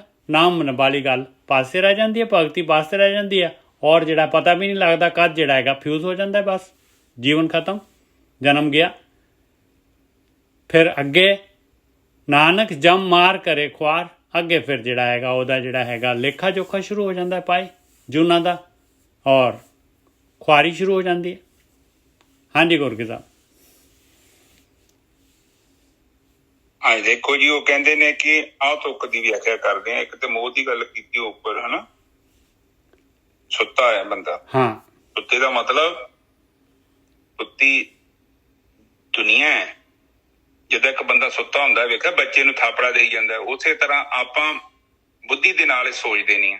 ਇਹ ਜਿਵੇਂ ਮਾੜਾ ਜਿਹਾ ਮਾਈਕ ਬੰਦ ਕਰ ਦੇ, ਤੇ ਵਿਚਾਰ ਨਹੀਂ ਕਰਦੇ। ਉਹ ਕਹਿੰਦੇ ਇਹ ਮਨ ਮੋਹ ਕੀਤਾ ਹੈ, ਮਾਇਆ ਨੇ ਇਹ ਸੰਸਾਰ ਨੂੰ ਮੋਹ ਲਿਆ ਹੈ, ਕਿਉਂਕਿ ਉਹ ਚੋਗਾ ਬੜਾ ਵਧੀਆ ਲੱਗਦਾ। ਪਰ ਤੁਹਾਨੂੰ ਪਤਾ ਹੈ ਨਾ, ਜਦੋਂ ਮੱਛੀ ਉਹ ਕਿਸੇ ਸ਼ਿਕਾਰੀ ਦੀ ਕੁੰਡੀ ਨੂੰ ਖਾਂਦੀ ਹੈ, ਉਹ ਜਵਾਨ ਦਾ ਸੁੱਖ ਤੇ ਉਹਨੂੰ 2 ਮਿੰਟ ਲਈ ਮਿਲਦਾ ਹੈ, ਪਰ ਬਾਅਦ ਦੇ ਵਿੱਚ ਉਹਨੂੰ ਆਪਣਾ ਜੀਵਨ ਜਿਹੜਾ ਹੈ ਨਾ, ਉਸ ਭੋਗ ਦੇ ਲਈ ਬਰਬਾਦ ਕਰਨਾ ਪੈਂਦਾ। ਫਿਰ ਤੜਫਦੀ ਵੀ ਉਹੀ ਹੈ, ਕੋਈ ਹੋਰ ਨਹੀਂ ਤੜਫਦਾ। ਉੱਥੇ ਕਿੰਨੀਆਂ ਮੱਛੀਆਂ ਨੇ, ਸਾਰੀਆਂ ਨਹੀਂ ਤੜਫਦੀਆਂ, ਕਿਉਂ? ਉਹ ਤੜਫਦੀ ਹੈ ਜਿਹਨੇ ਕੁੰਡੀ ਖਾਧੀ ਹੈ, ਜਿਹਦੇ ਉੱਤੇ ਕੋਈ ਸਵਾਦ ਵਾਲੀ ਚੀਜ਼ ਲੱਗੀ ਸੀ। ਹੁਣ ਜਿਹੜਾ ਮਨਮੁਖ ਆ, ਉਹਦੇ ਕੋਲ ਕੀ ਆ? ਉਹਦੇ ਕੋਲ ਮਨ ਹੈਗਾ। ਉਹ ਬੁੱਧੀ ਜਿਹੜੀ ਹੈਗੀ ਆ, ਉਹਨੇ ਬੁੱਧੀ ਵੀ ਮੋਡੀਫਾਈ ਕਰ ਲਈ ਹੈ। ਕਿਹੜੀ ਬੁੱਧੀ? ਜਿਹੜੀ ਕਹਿੰਦੀ ਹੈ ਕੋਈ ਨਹੀਂ ਵੇਖਦਾ, ਕੋਈ ਰੱਬ ਰੁੱਬ ਨਹੀਂ ਹੈਗਾ, ਇੱਥੇ ਗੱਲਾਂ ਹੀ ਆ, ਕਿਹੜਾ ਵੇਖਣ ਡਿਆ ਇੱਥੇ, ਤੂੰ ਇਹ ਚੀਜ਼ ਕਰ ਲਾ, ਇੱਥੇ ਆਪਾਂ ਨੂੰ ਆਹ ਚੀਜ਼ ਦੀ ਪ੍ਰਾਪਤੀ ਹੋ ਜੂ। ਸੁੱਖ ਮੋਹ, ਉਹ ਕੇਵਲ ਆਪਣੇ ਬਾਰੇ ਸੋਚਣ ਦਿਆ। ਉਹ ਨਹੀਂ ਸੋਚਦਾ ਕਿ ਲੀਗਲੀ ਇਹ ਚੀਜ਼ ਦਾ ਤੂੰ ਮਾਲਕ ਹੈਗਾ, ਤੂੰ ਸੱਚੀ ਇਹ ਚੀਜ਼ ਨੂੰ ਮਤਲਬ ਲੈ ਤੇ ਰਿਹਾ ਹੈ, ਪਰ ਕੋਈ ਗੜਬੜ ਤੇ ਨਹੀਂ ਕਰ ਰਿਹਾ। ਹੁਣ ਤੁਸੀਂ ਵੇਖੋ,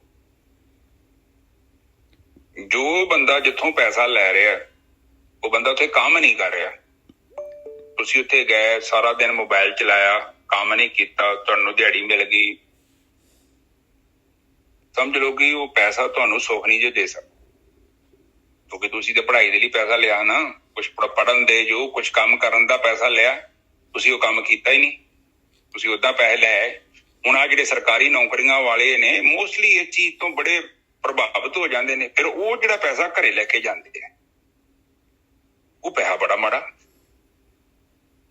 ਕਿਉਂਕਿ ਉਹ ਤਨਖਾਹ ਦੇ ਲੈ ਲਈ 60-70 ਹਜ਼ਾਰ ਰੁਪਇਆ। ਤੁਹਾਨੂੰ ਪਤਾ 70-80 ਹਜ਼ਾਰ ਰੁਪਇਆ ਬੰਦਾ ਜਦੋਂ ਪੜਦਾ ਹੱਥ 'ਚ, ਤਾਂ ਕਿੰਨੇ ਨੋਟ ਬਣ ਜਾਂਦੇ 500 ਲੈ। ਕਈਆਂ ਦੀ ਲੱਖ 2-2 ਲੱਖ ਰੁਪਏ ਤਨਖਾਹ, ਉੱਥੇ ਕੰਮ ਕੀਤਾ ਹੀ ਨਹੀਂ, ਉਹਨੀ ਡਿਊਟੀ ਨਹੀਂ ਕੀਤੀ, ਵੀ 25% ਕੀਤੀ ਹੋਊਗੀ। ਹੁਣ ਉਹ ਧਰਮ ਕੀ ਕਹਿੰਦਾ ਹੈ ਕਿ ਤੂੰ ਪੈਸਾ ਤੇ ਲੈ ਆ, ਤੂੰ ਬੰਦੇ ਨੂੰ ਬੇਵਕੂਫ ਬਣਾ ਦਿੱਤਾ ਹੈ, ਪਰ ਜਿਹੜਾ ਤੇਰਾ ਚਿੱਤ ਆ, ਤੂੰ ਉਹਨੂੰ ਨਹੀਂ ਬੇਵਕੂਫ ਬਣਾ ਸਕਦਾ, ਕਿਉਂਕਿ ਪੈਸੇ ਲਈ ਤੂੰ ਉਹਨੀ ਮਿਹਨਤ ਨਹੀਂ ਕੀਤੀ। ਕਾਫੀ ਵੱਡੀ ਅਮਾਊਂਟ ਹੈ, ਉਹ ਤੂੰ ਲਈ ਜਾਂਦਾ ਮਹੀਨੇ ਦੇ ਮਹੀਨੇ। ਔਰ ਕਈ ਬੰਦੇ ਵੇਖੋ, ਉਹ ਉੱਥੇ 2-2 3-3 ਜਗ੍ਹਾ ਹੱਥ ਮੱਲਾ ਮਾਰੀ ਜਾਂਦੇ ਆ, ਇੱਧਰ ਉੱਧਰ ਵੀ ਹੱਥ ਮੱਲਾ ਮਾਰੀ ਜਾਂਦੇ ਆ।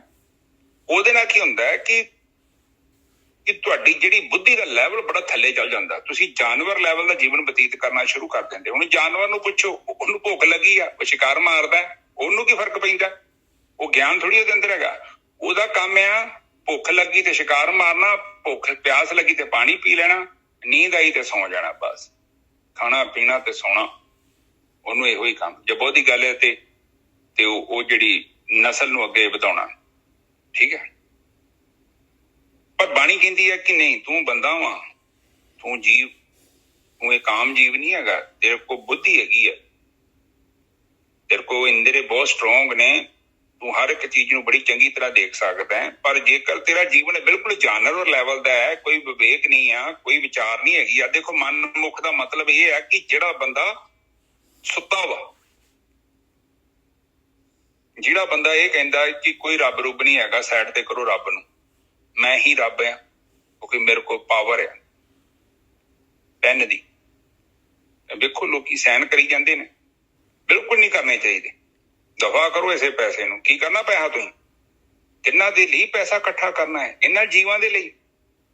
ਤੁਹਾਨੂੰ ਤੁਸੀਂ ਕੁਝ ਸਮੇਂ ਬਾਅਦ ਵੇਖ ਲਿਓ, ਮੈਨੂੰ ਕਹਿਣ ਦੀ ਕੀ ਲੋੜ ਹੈ? ਨਹੀਂ ਜੀ, ਆਂਢ ਗੁਆਂਢ ਨਜ਼ਰ ਮਾਰੋ, ਕਿੰਨੀ ਡਾਂਗ ਪੈਣ ਦੀ ਲੋਕਾਂ ਨੂੰ।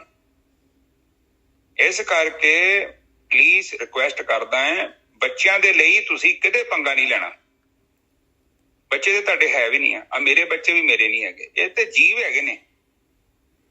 ਹਾਂ, ਉਹ ਮੋਹ ਇਸ ਕਰਕੇ ਆ ਕਿਉਂਕਿ ਸਾਡੇ ਰਾਹੀਂ ਸੰਸਾਰ ਚ ਆਏ ਆ, ਫਿਰ ਇਸ ਕਰਕੇ ਆਪਾਂ ਫਿਰ ਉਲਝ ਜਾਂਦੇ ਆ। ਜਦੋਂ ਆਪਾਂ ਮੋਹ ਕਰਦੇ ਆ ਫਿਰ ਕੀ ਕਰਦੇ ਆ, ਫਿਰ ਆਪਣੀ ਨਜ਼ਰ ਹੀ ਖਰਾਬ ਹੋ ਜਾਂਦੀ, ਅੱਖਾਂ 'ਚ ਨੁਕਸ ਪੈ ਜਾਂਦਾ, ਕਲਰ ਬਲਾਈਂਡਨੈਸ ਕਹਿੰਦੇ ਆ ਸਾਇੰਸ ਉਹਨੂੰ।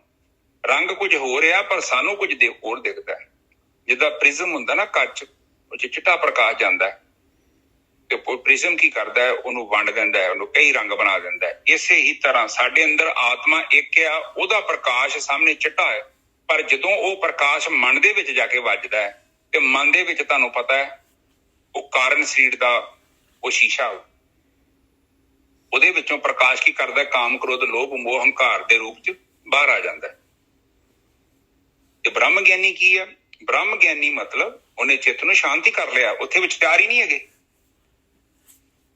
ਫਿਰ ਵਿਚਾਰ ਨਹੀਂ ਹੈਗੇ ਤੇ ਮਤਲਬ ਫਿਰ ਕੀ ਹੋਊਗਾ? ਫਿਰ ਉਸ ਪ੍ਰਕਾਸ਼ ਚਿੱਟਾ ਹੀ ਬਾਹਰ ਲੰਘ ਜਾਂਦਾ ਅਗਲੇ ਬੰਨੇ, ਬਿਲਕੁਲ ਹੀ ਉਹਦੇ ਤੇ ਮਲੀਨਤਾ ਹੁੰਦੀ ਨਹੀਂ। ਮਨ ਨਿਰਮਲ ਭਿਆ ਜੈਸੇ ਗੰਗਾ ਨੀਰ, ਪਾਛੇ ਲਾਗੇ ਹਰ ਫਿਰੇ ਕਹਿਤ ਕਬੀਰ। ਕਬੀਰ ਸਾਹਿਬ ਉਹੀ ਗੱਲ ਨੂੰ ਸਮਝਾ ਰਹੇ ਕਿ ਮਨ ਜਿਹੜਾ ਨਿਰਮਲ ਹੋ ਗਿਆ, ਸ਼ੀਸ਼ੇ 'ਚ ਗੰਦ ਮੰਦ ਕੋਈ ਨਹੀਂ ਲੱਗਾ, ਜਿੱਦਾਂ ਦੀ ਫੋਟੋ ਵੱਜਦੀ ਆ ਉਸੇ ਰੂਪ 'ਚ ਅਗਲੇ ਬੰਨੇ ਡਿਸਪਲੇ ਹੋ ਰਹੀ। ਪਰ ਸਾਡਾ ਜਿਹੜਾ ਮਨ ਹੈ ਉਹ ਮਲੀਨ ਆ, ਉਹਨੂੰ ਕੀ ਕਰਦਾ ਹੈ, ਉਹਦੇ 'ਚ ਕੁਛ ਪਾ ਦਿੰਦਾ ਹੈ ਚਿੱਟੇ ਪ੍ਰਕਾਸ਼ 'ਚ, ਆਤਮਾ ਦੇ ਪ੍ਰਕਾਸ਼ 'ਚ ਜਿਹੜੀ ਉਹਦੀ ਚੇਤਨਾ ਦੇ ਵਿੱਚ ਕੁਛ ਮਿਕਸ ਕਰ ਦਿੰਦਾ ਉਹਨੂੰ। ਉਹਦੇ ਵਿੱਚ ਹੁਣ ਤੁਸੀਂ ਵੇਖ ਲਓ ਤੁਹਾਡੇ 'ਚ ਕੀ ਹੈਗਾ, ਜੇ ਤੇ ਮੋਹ ਹੈਗਾ ਉਹਨੇ ਮੋਹ ਪਾ ਦੇਣਾ ਵਿੱਚ ਉਹਦੇ। ਧਰਮ ਦਾ ਮਤਲਬ ਕੀ ਹੈ? ਜਿੱਦਾਂ ਦਾ ਜੋ ਚੀਜ਼ ਹੈਗੀ ਹੈ, ਬਾਣੀ 'ਚ ਕਹਿਣ ਨਹੀਂ ਦੇ, ਜੈਸੀ ਆਵੇ ਖਸਮ ਕੀ ਬਾਣੀ ਤੈਸਾ ਕਰਾਂ ਏਦਾਂ ਤੁਕ ਆਉਂਦੀ। ਚਲੋ ਥੋੜਾ ਬਹੁਤਾ ਅੱਖਰ ਅੱਗੇ ਪਿੱਛੇ ਹੋ ਗਿਆ, ਕੋਈ ਫਰਕ ਨਹੀਂ। ਤੈਸੜਾ ਕਰੀ ਗਿਆਨ ਮਿਲਾ ਲਓ, ਬਸ ਇੰਨੀ ਕੀ ਹੈ ਜੀ। ਹਾਂ, ਜਿੱਦਾਂ ਦੀ ਕੋਈ ਚੀਜ਼ ਆ ਰਹੀ ਆ, ਮੈਂ ਉਹਦੇ ਵਿੱਚ ਕੁਛ ਵੀ ਨਹੀਂ ਕਰ ਰਿਹਾ। ਮੈਂ ਕੀ ਆ? ਮੈਂ ਕੇਵਲ ਇੱਕ ਬਾਂਸੁਰੀ ਮਤਲਬ ਉਹ ਕੁਛ ਐਡ ਨਹੀਂ ਕਰ ਰਹੀ, ਜਿੱਦਾਂ ਦੀ ਫੂਕ ਮਾਰੀ ਉਦਾਂ ਦੀ ਬਾਹਰ ਕੱਢਦੀ, ਕੁਛ ਐਡ ਨਹੀਂ ਕਰ ਰਿਹਾ। ਇਹੋ ਜੀਵਨ ਹੈ। ਇਸ ਕਰਕੇ ਮਨ ਨੂੰ ਨਿਰਮਲ ਕਰਨਾ ਬੜਾ ਜ਼ਰੂਰੀ ਹੈ। ਜਿਵੇਂ ਜਿਵੇਂ ਤੁਹਾਡੇ ਵਿਚਾਰ ਘਟਦੇ ਗਏ, ਮਨ ਆਪਣੇ ਆਪ ਹੀ ਨਿਰਮਲ ਹੋ ਜਾਣਾ। ਜ਼ਿਆਦਾ ਮਨ ਗੰਦਾ ਹੈ, ਮਲੀਨ ਹੈ, ਇਹਦਾ ਮਤਲਬ ਅੰਦਰ ਜਿਹੜੇ ਵਿਚਾਰ ਬਹੁਤ ਜ਼ਿਆਦਾ ਹੈ। ਬਾਣੀ 'ਚ ਵੀ ਕਹਿੰਦੀ ਹੈ ਕਿ ਮਨ ਮੈਲੇ ਤੇ ਸਭ ਕੁਛ ਮੈਲਾ। ਸਹੀ ਵੀ ਉਹ 'ਚ ਮੈਲਾ ਹੀ ਪਾ ਦੇਣਾ। ਹੁਣ ਬਰਤਨ ਗੰਦਾ ਹੋਵੇ, ਤੁਸੀਂ ਦੁੱਧ ਪਾਓ, ਅੰਮ੍ਰਿਤ ਪਾਓ, ਸਭ ਗੰਦਾ ਹੋ ਜਾਣਾ। ਤਨ ਧੋਤੇ ਮਨ ਅੱਛਾ ਨਾ ਹੋਵੇ, ਇਹ ਵੀ ਲਿਖਿਆ। ਤਨ ਧੋਣ ਦੇ ਨਾਲ ਮਨ ਦਾ ਕੋਈ ਕਨੈਕਸ਼ਨ ਨਹੀਂ। ਹਾਂ, ਤੇਰਾ ਸਰੀਰ ਤੰਦਰੁਸਤ ਹੋ ਜਾਊਗਾ, ਪਰ ਜੇ ਤੂੰ ਸੋਚੇ ਕਿ ਮਨ ਦੀ ਮਲੀਨਤਾ ਦੂਰ ਹੋ ਜਾਊ, ਇਹ ਪੰਡਤਾਂ ਵਾਲਾ ਕੰਮ ਨਹੀਂ ਜੇ ਕਰਨਾ। ਪਰ ਜ਼ਿਆਦਾਤਰ ਆਪਣੇ ਲੋਕ ਇੱਥੇ ਲੱਗੇ ਹੋਏ ਨੇ, ਤਨ ਧੋਈ ਜਾਂਦੇ ਨੇ, ਮਨ ਵੱਲ ਕੋਈ ਜਾਂਦਾ ਹੀ ਨਹੀਂ। ਮਨ ਜਿਹੜਾ ਹੈ ਸੂਖਮ ਹੈ, ਉਹਨੂੰ ਸ਼ੁੱਧ ਕਰਨ ਦਾ ਕੇਵਲ ਇੱਕੋ ਹੀ ਤਰੀਕਾ ਹੈ, ਭਗਤੀ ਤੇ ਧਿਆਨ। ਭਗਤੀ ਦਾ ਮਤਲਬ ਪਿਆਰ। ਕਿਹਦੇ ਨਾਲ ਪਿਆਰ? ਪਰਮਾਤਮਾ ਦੇ ਨਾਲ। ਜਦੋਂ ਆਪਾਂ ਪਰਮਾਤਮਾ ਦੇ ਨਾਲ ਅਟੈਚ ਹੁੰਦੇ ਆ, ਉਹਦੇ ਨਾਲ ਸਾਂਝ ਪਾਉਂਦੇ ਆ। ਦੇਖੋ ਤੁਸੀਂ ਮੇਰੇ ਨਾਲ ਕਿੱਦਾਂ ਦੋਸਤੀ ਪਾਓਗੇ? ਮੈਨੂੰ ਕਦੇ ਤੁਸੀਂ ਫੋਨ ਨਹੀਂ ਕੀਤਾ, ਮੈਨੂੰ ਤੁਸੀਂ ਯਾਦ ਨਹੀਂ ਕੀਤਾ, ਮੈਂ ਤੁਹਾਡੀ ਜ਼ਿੰਦਗੀ 'ਚ ਨਹੀਂ ਹੈਗਾ, ਤੇ ਮੇਰੇ ਨਾਲ ਤੁਹਾਡਾ ਕਿੱਥੋਂ ਪਿਆਰ ਪਾਓ? ਦੱਸੋ। ਕੋਈ ਰਿਸ਼ਤੇਦਾਰ ਤੁਹਾਡਾ ਹੋਵੇ, ਤਾਂ ਭਾਵੇਂ ਤੁਹਾਡਾ ਪਿਓ ਹੀ ਹੋਵੇ, ਤੁਹਾਡੀ ਮਾਂ ਹੋਵੇ, ਤੁਹਾਡਾ ਭਰਾ ਹੋਵੇ, ਤੁਹਾਡੀ ਪਤਨੀ ਹੋਵੇ, ਉਹ ਤੁਸੀਂ ਇਹਨੂੰ ਕਿਤੇ ਕਹਾਉਂਦੇ ਹੀ ਨਹੀਂ। ਸਾਰਾ ਦਿਨ ਲੰਘ ਗਿਆ, ਕਿਤੇ ਗੱਲ ਨਹੀਂ, ਬਾਤ ਨਹੀਂ, ਉਹਨੂੰ ਤੇ ਪਤਾ ਵੀ ਨਹੀਂ ਤੁਸੀਂ ਹੈਗੇ ਜੋ ਧਰਤੀ ਤੇ, ਕਿੱਥੋਂ ਪਿਆਰ ਪਾਓਗੇ? ਭਗਤੀ ਦਾ ਮਤਲਬ ਇਹ ਆ ਕਿ 2 ਟਾਈਮ ਕੱਢੋ, ਉਸ ਰੱਬ ਦੇ ਨਾਲ ਸਾਂਝ ਪੈਦਾ ਕਰਨ ਦੇ ਲਈ ਆਪਣੇ ਆਪ ਦੇ ਨਾਲ ਆਸਣ ਲਾਓ, ਉਹਨੂੰ ਯਾਦ ਕਰੋ। ਜਿੱਦਾਂ ਆਪਾਂ ਫੋਨ ਕਰਦੇ ਆ ਨਾ, ਕਹਿੰਦੇ ਪਿੱਛੇ ਦੇ ਆ ਭੈਣ ਭਰਾ ਨੂੰ, ਮੈਂ ਉਹਨੂੰ ਸਵੇਰੇ ਉੱਠਦਾ ਆਪਣੀ ਮਾਤਾ ਨੂੰ ਸਤਿ ਸ੍ਰੀ ਅਕਾਲ ਬੁਲਾਉਂਦਾ। ਕਿਉਂ ਬੁਲਾਉਂਦਾ? ਘਰੇ ਤੇ ਬੈਠੇ, ਕੀ ਲੋੜ ਪਈ ਬੁਲਾਉਣ ਦੀ? ਅੱਜ ਇੱਕ ਨਵਾਂ ਦਿਨ ਆ, ਸ਼ੁਰੂਆਤ ਮੈਂ ਉਹਦੇ ਨਾਲ ਕਰਦਾ। ਹਰ ਕੋਈ ਬੰਦੇ ਦਾ ਸੁਭਾਅ ਹੈ। ਜ਼ਿੰਦਗੀ ਜਿਹੜੀ ਹੈ ਇਹਨੂੰ ਸਮਝਣ ਦੀ ਲੋੜ ਹੈ। ਜੇਕਰ ਤੁਸੀਂ ਇਹਨੂੰ ਬੇਹੋਸ਼ੀ ਦੇ ਵਿੱਚ ਜੀਵਨ ਬਤੀਤ ਕਰੋਗੇ, ਜਿੱਦਾਂ ਠੀਕ ਹੈ ਜੀ, ਬੋਲਣ ਦੀ ਲੋੜ ਹੀ ਨਹੀਂ। ਰਿਸ਼ਤੇ ਕਾਹਦੇ ਹੁੰਦੇ ਆ? ਤੁਹਾਡੇ ਰਿਸ਼ਤੇ ਹੁੰਦੇ ਆ ਤੁਹਾਡੇ ਬੁਲਾਉਣ ਦੇ। ਅੱਜ ਮੇਰੀ ਭਰਾ ਤੇ ਭਾਬੀ ਨਾਲ ਕਾਫੀ ਸਮੇਂ ਬਾਅਦ ਆਏ, ਪਹਿਲਾਂ ਵੀ ਆਏ। ਕੋਈ ਵਿਆਹ ਤੋਂ ਕੁਝ 3-4 ਮਹੀਨੇ ਪਹਿਲਾਂ ਕੋਈ ਏਦਾਂ ਦੇ ਵਿਚਾਰ ਉਲਝ ਗਏ ਤੇ ਕੁਝ ਮਿਸਅੰਡਰਸਟੈਂਡਿੰਗ ਹੋ ਗਈ। ਅਸੀਂ ਵੀ ਨਹੀਂ ਗਏ ਤੇ ਉਹ ਵੀ ਨਹੀਂ ਆਏ। ਇੱਕ ਦਿਨ ਅਸੀਂ ਸਾਰਾ ਟੱਬਰ ਗਏ 2-3 ਘੰਟੇ ਗਏ, ਉਹਨਾਂ ਘਰ ਪਕੌੜੇ ਪਕੌੜੇ ਖਾਧੇ, ਚਾਹ ਪੀਤੀ, ਬਿਸਕੁਟ ਖਾਧੇ। ਉਸੇ ਦਿਨ ਤੋਂ ਹੀ ਉਹ ਸਾਡੇ ਘਰ ਆਉਣ ਡੈ ਪਏ। ਕਿਉਂ ਆਉਣ ਡੈ ਪਏ? ਦੇਖੋ ਪਤਾ ਕੀ ਹੁੰਦਾ, ਉੱਥੇ ਸ਼ੁਰੂਆਤ ਤੁਹਾਨੂੰ ਕਰਨੀ ਪੈਣੀ। ਤੁਹਾਡੇ ਰਿਸ਼ਤੇ ਜਿਹੜੇ ਡੈਡ ਹੋ ਗਏ ਨਾ, ਉੱਥੇ ਤੇਲ ਪਾਓ ਜਾ ਕੇ, ਅਟੈਂਸ਼ਨ ਦਾ ਤੇਲ। ਕਈ ਵਾਰੀ ਦੀਪਕ ਹੁੰਦੇ ਨੇ ਜ਼ਿੰਦਗੀ 'ਚ। ਵੇਖੋ ਤੁਹਾਡੇ ਰਿਸ਼ਤੇ ਜਿਹੜੇ ਬੁੱਝ ਗਏ ਨੇ, ਉਹਦਾ ਕਾਰਨ ਇਹੋ ਹੀ ਹੈ ਕਿ ਤੁਸੀਂ ਇਨਵੈਸਟਮੈਂਟ ਨਹੀਂ ਕਰਨਾ ਚਾਹੁੰਦੇ। ਤੁਸੀਂ ਵੇਖੋ ਤੁਹਾਡੇ ਘਰ 'ਚ ਜੇ ਰੋਟੀ ਬਣ ਰਹੀ ਆ, ਸਿਲੰਡਰ ਚੱਲ ਰਿਹਾ, ਤੇ ਇਹਦਾ ਮਤਲਬ ਕਿ ਤੁਸੀਂ 15-20 ਦਿਨਾਂ ਬਾਅਦ ਇੱਕ ਨਵਾਂ ਸਿਲੰਡਰ ਲਾ ਕੇ ਉੱਥੇ ਲਿਆਉਂਦੇ ਜੋ। ਤੁਹਾਡੇ ਘਰ ਜੇ ਬੱਤੀ ਆਉਂਦੀ ਹੈ ਨਾ, ਬੱਤੀ ਦਾ ਮਤਲਬ ਇਹ ਹੈ ਕਿ ਤੁਸੀਂ properly end of the month ਤੁਸੀਂ ਬਿੱਲ ਪੇ ਕਰ ਰਹੇ ਜੋ। ਤੁਹਾਡੇ ਘਰ ਪਾਣੀ ਨਹੀਂ ਆ ਰਿਹਾ ਹੈ, ਇਹਦਾ ਮਤਲਬ you are paying the bill. ਰਿਸ਼ਤੇ ਵੀ ਉਦੋਂ ਹੀ ਬਣਨਗੇ, ਉਦੋਂ ਹੀ ਸੁਧਰਨਗੇ ਜਦੋਂ ਤੁਸੀਂ ਉਹਨਾਂ ਦੀ ਬਣਦੀ ਅਟੈਂਸ਼ਨ ਦਿਓਗੇ। ਕੋਈ ਫਾਰ ਗਰੰਟੀ ਨਾ ਲਓ। ਤੁਹਾਡੀ ਘਰ ਦੀ ਆ, ਵਿਆਹ ਹੋ ਗਿਆ, ਬਸ ਪੱਕੀ ਹੋ ਗਈ ਮੇਰੇ ਨਾਂ ਤੇ ਰਜਿਸਟਰੀ, ਇਹ ਮੇਰੀ ਪਤਨੀ ਬਣ ਗਈ। ਏਦਾਂ ਦਾ ਕੋਈ ਰਿਸ਼ਤਾ ਨਹੀਂ ਜਾਏਗਾ। ਰਿਸ਼ਤਿਆਂ ਨੂੰ ਕਲਟੀਵੇਟ ਕਰੋ। ਕਲਟੀਵੇਟ ਦਾ ਮਤਲਬ ਇਹ ਹੁੰਦਾ ਹੈ, ਪੰਜਾਬੀ 'ਚ ਬੋਲਦਾ, ਜਿੱਦਾਂ ਫਸਲਾਂ ਉਗਾਈ ਦੀਆਂ ਨਾ, ਉਹਨੂੰ ਕਿਤੇ ਗੋਹੇ ਦੀ ਖਾਦ, ਕਿਤੇ ਯੂਰੀਆ, ਕਿਤੇ ਪਾਣੀ, ਕਿਤੇ ਗੋਡੀ। ਗੋਡੀ ਦਾ ਮਤਲਬ ਇਹ ਹੈ ਕਿ ਵਿੱਚ ਗੰਦਮੰਦ ਉੱਗ ਜਾਂਦਾ। ਇਸੇ ਤਰ੍ਹਾਂ ਰਿਸ਼ਤਿਆਂ ਦੇ ਵਿੱਚ ਗਲਤ ਫਹਿਮੀਆਂ ਹੋ ਜਾਂਦੀਆਂ। ਉੱਥੇ ਬਹਿ ਕੇ ਉਹਦੀ ਗੋਡੀ ਕਰੋ। ਜਿਹੜੀ ਗਲਤ ਫਹਿਮੀ ਹੋਈ ਆ ਉਹਨੂੰ ਕਲੀਅਰ ਕਰੋ। ਜੇਕਰ ਤੁਸੀਂ ਨਹੀਂ ਗੋਡੀ ਕਰਦੇ ਤੇ ਰਿਸ਼ਤਾ ਟੁੱਟ ਜਾਂਦਾ ਹੈ। ਔਰ ਜ਼ਿਆਦਾਤਰ ਜਿਹੜੇ ਤੁਹਾਡੇ ਬਰੋਕਨ ਰਿਸ਼ਤੇ ਆ ਨਾ ਤੁਹਾਡੀ ਜ਼ਿੰਦਗੀ 'ਚ, ਵੇਖੋ ਰਿਸ਼ਤਾ ਕਿਤੇ ਮਜ਼ਾਕ ਹੈ, ਕਿੱਥੋਂ ਬਣਨਾ ਰਿਸ਼ਤਾ? ਬੱਚਿਆਂ ਦਾ ਖੇਲ ਹੈ। ਇਹ ਜਿਹੜੇ ਤੁਹਾਡੇ ਚਿੰਕੂ ਪਿੰਕੂ ਦੋਸਤ ਬਣ ਗਏ ਨਾ, ਇਹਦੇ ਵਧੀਆ ਰਿਸ਼ਤੇ ਥੋੜੀ ਹੈਗੇ ਆ। ਜਿਹੜੇ ਮੇਨ ਰਿਸ਼ਤੇ ਨੇ ਤੁਹਾਡੇ, ਉਹ ਬੜੇ ਪਾਵਰਫੁਲ ਰਿਸ਼ਤੇ ਹੁੰਦੇ ਆ। ਕਿੰਨੇ ਸਾਲਾਂ ਦੇ ਪੁਰਾਣੇ ਆ, ਕਿੰਨੇ ਦੁੱਖ ਸੁੱਖ ਇਕੱਠੇ ਹੰਡਾਏ। ਹੁਣ ਥੋੜੀ ਜਿਹੀ ਗੱਲ ਕਰਕੇ ਉਹ ਥੋੜੇ ਬੁੱਝ ਗਏ। ਉਹ ਰਿਸ਼ਤੇ ਏਦਾਂ ਦੇ ਆ, ਤੁਸੀਂ ਉਹਨਾਂ ਨੂੰ ਰਿਪੇਅਰ ਕਰੋ। ਉਹਨਾਂ ਰਿਸ਼ਤਿਆਂ ਨੂੰ ਜਿੱਦਾਂ ਗੱਡੀ ਖਰਾਬ ਹੋ ਜਾਂਦੀ ਆ, ਆਪਾਂ ਕੀ ਕਰਦੇ ਆ? ਆਪਾਂ ਨੂੰ ਸਰਵਿਸ ਸਟੇਸ਼ਨ ਤੇ ਖੜਦੇ ਆ, ਭਾਈ ਇਹਨੂੰ ਸਹੀ ਕਰੋ, ਬਈ ਇੰਨੀ ਬਰਾਬਰ ਚੱਲਣ ਦੀ, ਹੁਣ ਥੋੜੀ ਖਰਾਬ ਹੋ ਗਈ ਆ। ਉਹ ਕਹਿੰਦੇ ਕਿੱਦਾਂ ਭਾਜੀ, ਇਹਦਾ ਥੋੜਾ ਇੱਕ ਪੁਰਜਾ ਖਰਾਬ ਹੋ ਗਿਆ, ਰੁਪਈਆ 1000-1500 ਲੱਗੂਗਾ। ਅਸੀਂ ਕਹਾਂਗੇ ਐਸਟੀਮੇਟ ਬਣਾਓ ਜੀ। ਉਹਨਾਂ ਕਹਿੰਦੇ ਇੰਨਾ ਐਸਟੀਮੇਟ ਬਣ ਗਿਆ, ਆਪਾਂ ਕਹਿੰਦੇ ਇਹਨੂੰ ਫਿਕਸ ਕਰੋ। ਇਸੇ ਤਰ੍ਹਾਂ ਬਾਣੀ, ਪਲੀਜ਼ ਆਪ ਅੰਡਰਸਟੈਂਡ ਕਰੋ, ਇਹ ਸਭ ਬਾਣੀ ਦੇ ਵਿੱਚ ਹੈ। ਇਹ ਬਾਣੀ ਸਾਨੂੰ ਜਿਉਣਾ ਸਿਖਾਉਂਦੀ ਹੈ। ਰਿਸ਼ਤਿਆਂ ਨੂੰ ਰਿਪੇਅਰ ਕਰਨਾ ਬੜਾ ਜ਼ਰੂਰੀ ਹੈ। ਔਰ ਹਰ ਜਗ੍ਹਾ ਤੇ ਤੁਹਾਨੂੰ ਫਾਇਦਾ ਨਹੀਂ ਹੋਵੇਗਾ। ਕਈ ਰਿਸ਼ਤੇ ਏਦਾਂ ਦੇ ਆ, ਨਿੱਜਾ ਸਾਹਿਬ, ਤੁਹਾਡਾ ਹੋ ਸਕਦਾ ਸਾਲ ਦਾ 10-20,000 50,000 ਤੁਹਾਡੇ ਹੱਥੋਂ ਜਾਵੇ। ਇਹ ਸੱਚ ਜੀ। ਬਿਲਕੁਲ ਗੋਰਕੀ ਸਾਹਿਬ, ਰਿਸ਼ਤਾ ਜਿਹੜਾ ਹੈਗਾ, ਇਹ ਰਿਸ਼ਤਾ ਜਿਹੜਾ ਹੈ, ਜੇ ਆਪਾਂ ਉਹਦੇ ਵਿੱਚੋਂ ਸੈਲਫਿਸ਼ਨੈਸ ਹੀ ਦਿਖਾਵਾਂਗੇ ਤੇ ਰਿਸ਼ਤਾ ਤੱਕ ਟੁੱਟ ਜਾਏਗਾ। ਉਹ ਤਾਂ ਉਹਦੇ ਵਿੱਚ ਤਾਂ ਆਪਾਂ ਨੂੰ ਛੱਡਣਾ ਪੈਣਾ, ਦੇਣਾ ਪੈਣਾ ਕੁਛ ਨਾ ਕੁਛ ਜਿਹੜਾ ਹੈਗਾ ਅਗਲੇ ਦਾ ਕਰਾਂਗੇ, ਤਾਂ ਹੀ ਜਿਹੜੀ ਹੈਗੀ ਆਪਾਂ ਨੂੰ ਜਿਹੜੀ ਹੈਗੀ ਆਪਣਾ ਮਾਣ ਸਤਿਕਾਰ ਵੱਧਦਾ ਹੈ, ਰਿਸ਼ਤਾ ਪੱਕਾ ਹੁੰਦਾ। ਹਾਂ, ਤੇ ਉਹ ਕਈ ਚੀਜ਼ਾਂ ਜਿਹੜੀਆਂ ਹੁੰਦੀਆਂ ਨੇ ਉੱਥੇ ਥੋੜੀ ਜਿਹੀ ਉੱਥੇ ਖਰਚਾ ਹੁੰਦਾ ਹੈ, ਪਰ ਵਧੀਆ ਕਰ ਲਿਆ ਕਰੋ, ਠੀਕ ਹੈ। ਹਰ ਟਾਈਮ ਤੇ ਬਿਜ਼ਨਸ ਨਹੀਂ ਸੋਚੀਦਾ ਦਾ, ਟ੍ਰੇਡ ਨਹੀਂ ਹੈਗਾ। ਹਰ ਥਾਂ ਤੇ ਜਿੱਥੇ ਆਪਾਂ ਤੁਸੀਂ ਕੋਈ ਚੀਜ਼ ਦਿੱਤੀ ਹੈ, ਪੈਸੇ ਦਿੱਤੇ, ਗਰੋਸਰੀ ਖਰੀਦ ਲਿਆਂਦੀ, ਉਹ ਤੇ ਬਿਜ਼ਨਸ ਹੈ। ਦਿਟ ਇਜ਼ ਅ ਬਿਜ਼ਨਸ। ਰਿਸ਼ਤਿਆਂ ਦਾ ਮਤਲਬ ਉਹ ਇਕੱਲੇ ਰਿਸ਼ਤੇ ਨਹੀਂ ਹੈਗੇ। ਕਈ ਬੰਦੇ ਬਹੁਤ ਅਮੀਰ ਹੋ ਜਾਂਦੇ ਨੇ, ਉਹ ਰਿਸ਼ਤੇ ਨਹੀਂ ਸਾਂਭਦੇ। ਫਿਰ ਕੀ ਹੁੰਦਾ, ਉਹ ਵਿਚਾਰਾ ਇਕੱਲਾ ਹੀ ਬੈਠਾ ਰਹਿੰਦਾ ਉੱਥੇ ਜਾ ਕੇ। ਉਹ ਜਿੰਨੇ ਵੀ ਰਿਸ਼ਤੇ ਉਹ ਸਭ ਤੇ ਨਕਲੀ ਹੈ, ਅਸਲੀ ਰਿਸ਼ਤਾ ਤਾਂ ਕੋਈ ਹੈ ਹੀ ਨਹੀਂ। ਇਸ ਕਰਕੇ ਹਮੇਸ਼ਾ ਕੋਸ਼ਿਸ਼ ਕਰਿਆ ਕਰੋ। ਹੁਣ ਜਦੋਂ ਤੁਹਾਡੇ ਘਰ ਖੁਸ਼ੀ ਹੁੰਦੀ ਹੈ, ਭੈਣ ਭਰਾ ਲਾਗੇ ਆਉਂਦੇ ਆ, ਕਿੱਡੇ ਚੰਗੇ ਲੱਗਦੇ ਆ। ਤੇ ਜਦੋਂ ਤੁਹਾਡਾ ਕੋਈ ਭੈਣ ਭਰਾ ਨੇ ਤੁਹਾਡੇ ਲਾਗੇ ਹੋਇਆ, ਤੁਹਾਡੇ ਘਰ ਖੁਸ਼ੀ, ਉਹ ਅਜੀਬ ਜਿਹੇ ਲੱਗਣਾ ਤੁਸੀਂ। ਪਰ ਕਈ ਲੋਕ ਏਦਾਂ ਹੀ ਕਰਦੇ ਆ। ਇਹ ਸੋ ਪਲੀਜ਼ ਗੱਲਾਂ ਨੇ, ਧਿਆਨ ਦਿਆ ਕਰੋ। ਬਾਣੀ 'ਚ ਵੀ ਇਹੋ ਕੁਝ ਹੀ ਕਿਹਾ ਵਾ। ਆਪਣਾ ਜਿੱਥੇ ਤੁਹਾਡਾ ਪਲੇ ਬਣਦਾ, ਜਿੱਥੇ ਤੁਹਾਡਾ ਕਰੈਕਟਰ ਹੈਗਾ ਨਾ, ਉਹਨੂੰ ਪਲੇ ਕਰੋ ਪਲੀਜ਼। ਥੋੜਾ ਨੁਕਸਾਨ ਹੋ ਜਾਏਗਾ, ਕੋਈ ਗੱਲ ਨਹੀਂ, ਪਰ ਪਿੱਛੇ ਨਾ ਭੱਜਿਓ, ਪਿੱਛੇ ਨਾ ਹੋਇਓ। ਅਗਲਾ ਹੋ ਜਾਏ ਵੱਖਰੀ ਗੱਲ ਆ। ਤੁਸੀਂ ਕੋਸ਼ਿਸ਼ ਕਰਦੇ ਹੀ ਰਹਿਣਾ ਕਿ ਕੋਈ ਚੀਜ਼ਾਂ ਜਿਹੜੀਆਂ ਹੈਗੀਆਂ ਉਹਨੂੰ ਬਣਾ ਕੇ ਰੱਖੋ। ਕੋਈ ਫਰਕ ਨਹੀਂ ਪੈਂਦਾ। ਥੋੜਾ ਘਾਟਾ ਖਾ ਲੋਗੇ ਤੇ ਚੰਗੇ ਰਹੋਗੇ। ਹਾਂਜੀ, ਅਗਲੇ ਬੰਨੇ ਚੱਲੀਏ ਨਜਰ ਸਾਹਿਬ ਪਲੀਜ਼।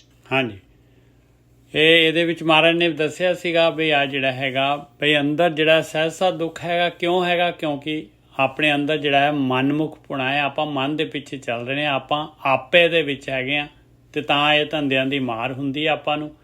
ਤੇ ਇਹਦੇ ਵਿੱਚ ਆਪੇ ਦੇ ਵਿੱਚ ਮਨਮੁਖ ਉਹਦੇ ਵਿੱਚ ਜਿਹੜਾ ਹੈਗੇ ਆਪਾਂ ਸੁੱਤੇ ਪਏ ਹਾਂ, ਸਵਾਦਾਂ ਦੇ ਵਿੱਚ, ਮੋਹ ਦੇ ਵਿੱਚ। ਤੇ ਜਾਗਣ ਦੀ ਕੋਸ਼ਿਸ਼ ਵੀ ਨਹੀਂ ਕਰਦੇ, ਬ੍ਰਹਮ ਗਿਆਨ ਲੈਂਦੇ ਹੀ ਨਹੀਂ ਆ। ਜੋ ਸ਼ਬਦ ਕਹਿਦਾ ਹੈ, ਜੋ ਬ੍ਰਹਮ ਗਿਆਨ ਕਹਿ ਰਿਹਾ, ਵਿਚਾਰਦੇ ਨਹੀਂ ਹੈ, ਅਤੇ ਨਾਮ ਧਿਆਨ ਸਿਮਰਨ ਆਪਣੇ ਜੀਵਨ 'ਚ ਨਹੀਂ ਹੈਗਾ। ਅਤੇ ਇਹ ਤਾਂ ਭਾਈ ਮਨਮੁਖ ਦਾ ਆਚਾਰ ਹੈਗਾ। ਅਤੇ ਫਿਰ ਜਿਹੜਾ ਹੈਗਾ ਆਖਰੀ 'ਚ ਜਿਹੜਾ ਹੈਗਾ ਆਪਣਾ ਜਿਹੜਾ ਹੈਗਾ ਚਾਂਸ ਮਿਲਿਆ, ਜਿਹੜਾ ਚਲੇ ਜਾਂਦਾ ਹੈ।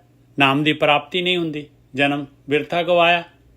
ਨਾਨਕ ਜਮ ਮਾਰ ਕਰੇ ਖੁਆਰ, ਜਮ ਜਿਹੜਾ ਹੈਗਾ ਫਿਰ ਜਿਹੜਾ ਹੈਗਾ ਉਹਦਾ ਜਿਹੜਾ ਹੈਗਾ ਭੁਗਤਾਨ ਸ਼ੁਰੂ ਹੋ ਜਾਂਦਾ ਹੈ। ਹੁਣ ਪੌੜੀ ਆ ਗਈ, ਆਪਣਾ ਆਪ ਉਪਾਇਨ ਤਦੋਂ ਹੋਰ ਨਾ ਕੋਈ। ਇਹ ਮਾਲਕ ਪਰਮਾਤਮਾ ਨੇ ਆਪਣੇ ਆਪ ਨੂੰ ਪ੍ਰਗਟ ਕੀਤਾ। ਪੰਜ ਤੱਤ ਨਹੀਂ ਸੀਗੇ, ਨਾ ਕੋਈ ਸ੍ਰਿਸ਼ਟੀ ਸੀਗੀ, ਨਾ ਕੋਈ ਪ੍ਰਕਿਰਤੀ ਸੀ, ਨਾ ਕੋਈ ਹਵਾ ਪਾਣੀ ਅੱਗ ਪਹਾੜ, ਕੁਛ ਵੀ ਨਹੀਂ ਸੀਗਾ। ਤਦੋਂ ਹੋਰ ਨਾ ਕੋਈ, ਸਿਰਫ ਉਹ ਮਾਲਕ ਸੀਗਾ। ਉਹਨੇ ਆਪਣਾ ਆਪ ਜਿਹੜਾ ਹੈਗਾ ਅਸਲੀ ਜਿਹੜਾ ਹੈਗਾ ਉਹਦਾ ਉਹ ਮਾਲਕ ਨੇ ਜਿਹੜਾ ਹੈਗਾ ਆਪਣਾ ਆਪ ਪ੍ਰਗਟ ਕੀਤਾ। ਕੁਛ ਵੀ ਨਹੀਂ ਹੈਗਾ, ਕੋਈ ਕੰਪੀਟੀਸ਼ਨ ਨਹੀਂ ਹੈ, ਕੋਈ ਕੁਛ ਨਹੀਂ ਹੈਗਾ। ਮਤਾ ਤਦੋਂ ਹੋਰ ਨਾ ਕੋਈ, ਮਤਾ ਮਸੂਰਤ ਆਪ ਕਰੇ, ਜੋ ਕਰੇ ਸੋ ਹੋਈ। ਕਹਿੰਦੇ ਉਹਨੇ ਜਿਹੜਾ ਹੈਗਾ ਸਲਾਹ ਮਸ਼ਵਰਾ ਕਰਨਾ ਹੈਗਾ। ਕੋਈ ਮਤਾ ਜਿਹੜਾ ਕੋਈ ਕੰਮ ਕਰਨਾ ਹੈ, ਕੋਈ ਕਿਹਦੇ ਨਾਲ ਕਰੂਗਾ? ਕਹਿੰਦੇ ਆਪਣੇ ਆਪ ਨਾਲ ਹੀ ਕਰੂਗਾ ਭਾਈ। ਔਰ ਜੋ ਕਰਦਾ ਕਰੇਗਾ ਤੇ ਉਹੀ ਹੋਣਾ ਹੈ। ਜਦ ਕੋਈ ਚੀਜ਼ ਹੈ ਹੀ ਨਹੀਂ ਆ, ਤਦੋਂ ਆਕਾਸ਼ ਨਾ ਪਾਤਾਲ ਹੈ, ਨਾ ਤਰੈਲੋਈ। ਨਾ ਕੋਈ ਆਕਾਸ਼ ਸੀਗਾ ਉੱਪਰ ਛੱਤ, ਇਹ ਜਿਹੜੀ ਛਤਰੀ, ਨਾ ਜਿਹੜਾ ਹੈਗਾ ਪਾਣੀ ਸੀਗਾ, ਪਾਤਾਲ ਸੀਗਾ, ਨਾ ਧਰਤ ਪਾਤਾਲ ਆਕਾਸ਼, ਤਿੰਨ ਲੋਈ, ਤਿੰਨ ਲੋਕ ਸੀਗੇ ਜਿਹੜੇ। ਤਦੋਂ ਆਪੇ ਆਪ ਨਿਰੰਕਾਰ ਹੈ, ਨਾ ਉਪਤ ਹੋਈ। ਉਦੋਂ ਜਿਹੜਾ ਹੈਗਾ ਉਹ ਨਿਰਾਕਾਰ ਪਰਮਾਤਮਾ ਆਪ ਹੀ ਆਪ ਸੀਗਾ। ਤਦੋਂ ਆਪੇ ਆਪ ਨਿਰੰਕਾਰ ਹੈ। 2 ਟਾਈਮ ਖਾਣੀਆਂ ਗੋਲੀਆਂ ਸਵੇਰ ਸ਼ਾਮ। ਉਹ ਨਿਰਮਲ ਜੀ ਤੁਹਾਡੀਆਂ ਗੋਲੀਆਂ ਤਾਂ ਸਾਨੂੰ ਹੀ ਬੰਦ ਕਰਨ ਲੱਗ ਗਈਆਂ। ਮਾਈਕ ਖੋਲ ਕੇ ਤੇ ਗੋਲੀਆਂ ਖਿਲਾ ਰਹੇ ਸਾਨੂੰ। ਤਦੋਂ ਆਪੇ ਆਪ ਨਿਰੰਕਾਰ ਹੈ, ਨਾ ਉਪਤ ਹੋਈ। ਉਦੋਂ ਜਿਹੜਾ ਹੈਗਾ ਉਹ ਮਾਲਕ ਪਰਮਾਤਮਾ ਜਿਹੜਾ ਹੈਗਾ ਜਦ ਉਹਨੇ ਆਪਣੇ ਆਪ ਨੂੰ ਪਾਇਆ ਤੇ ਆਪਣੇ ਆਪ ਨੂੰ ਪ੍ਰਗਟ ਕੀਤਾ, ਤੇ ਉਦੋਂ ਕੁਛ ਵੀ ਨਹੀਂ ਸੀਗਾ। ਨਾ ਇਹ ਸ੍ਰਿਸ਼ਟੀ ਸੀਗੀ, ਨਾ ਪ੍ਰਕਿਰਤੀ ਸੀ, ਨਾ ਪਹਾੜ ਹਵਾ ਪਾਣੀ ਅੱਗ, ਕੁਛ ਵੀ ਨਹੀਂ ਸੀਗਾ। ਆਪੇ ਤਦੋਂ ਆਪੇ ਆਪ ਨਿਰੰਕਾਰ ਹੈ, ਨਾ ਉਪਤ ਹੋਈ, ਨਾ ਕੋਈ ਉਤਪਤੀ ਸੀਗੀ ਭਾਈ। ਆ ਬਿੱਕਾ ਸੋਲਾ ਆ ਇਤਰਾ ਕੋਨਾ ਜੋਲਾ। ਨਿਰਮਲ ਜੀ ਤੁਸੀਂ ਕੀ ਕਰ ਰਹੇ ਹੋ? ਮਾਈਕ ਖੋਲ ਕੇ ਤੁਸੀਂ ਬੀਕਾ ਸੋਲ ਤੇ ਆ ਚੀਜ਼ਾਂ ਦੇਈ ਜਾ ਰਹੇ ਹੋ, ਸਮਝ ਨਹੀਂ ਆ ਰਹੀ। ਮੈਂ ਮਾਈਕ ਬੰਦ ਕਰਦਾ, ਤੁਸੀਂ ਖੋਲ ਲੈਂਦੇ ਹੋ।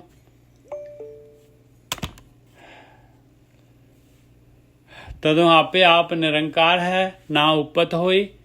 ਜਿਉਂ ਤਿਸ ਭਾਵੈ ਤਿਵੇਂ ਕਰੇ, ਤਿਸ ਬਿਨ ਅਵਰ ਨਾ ਕੋਈ।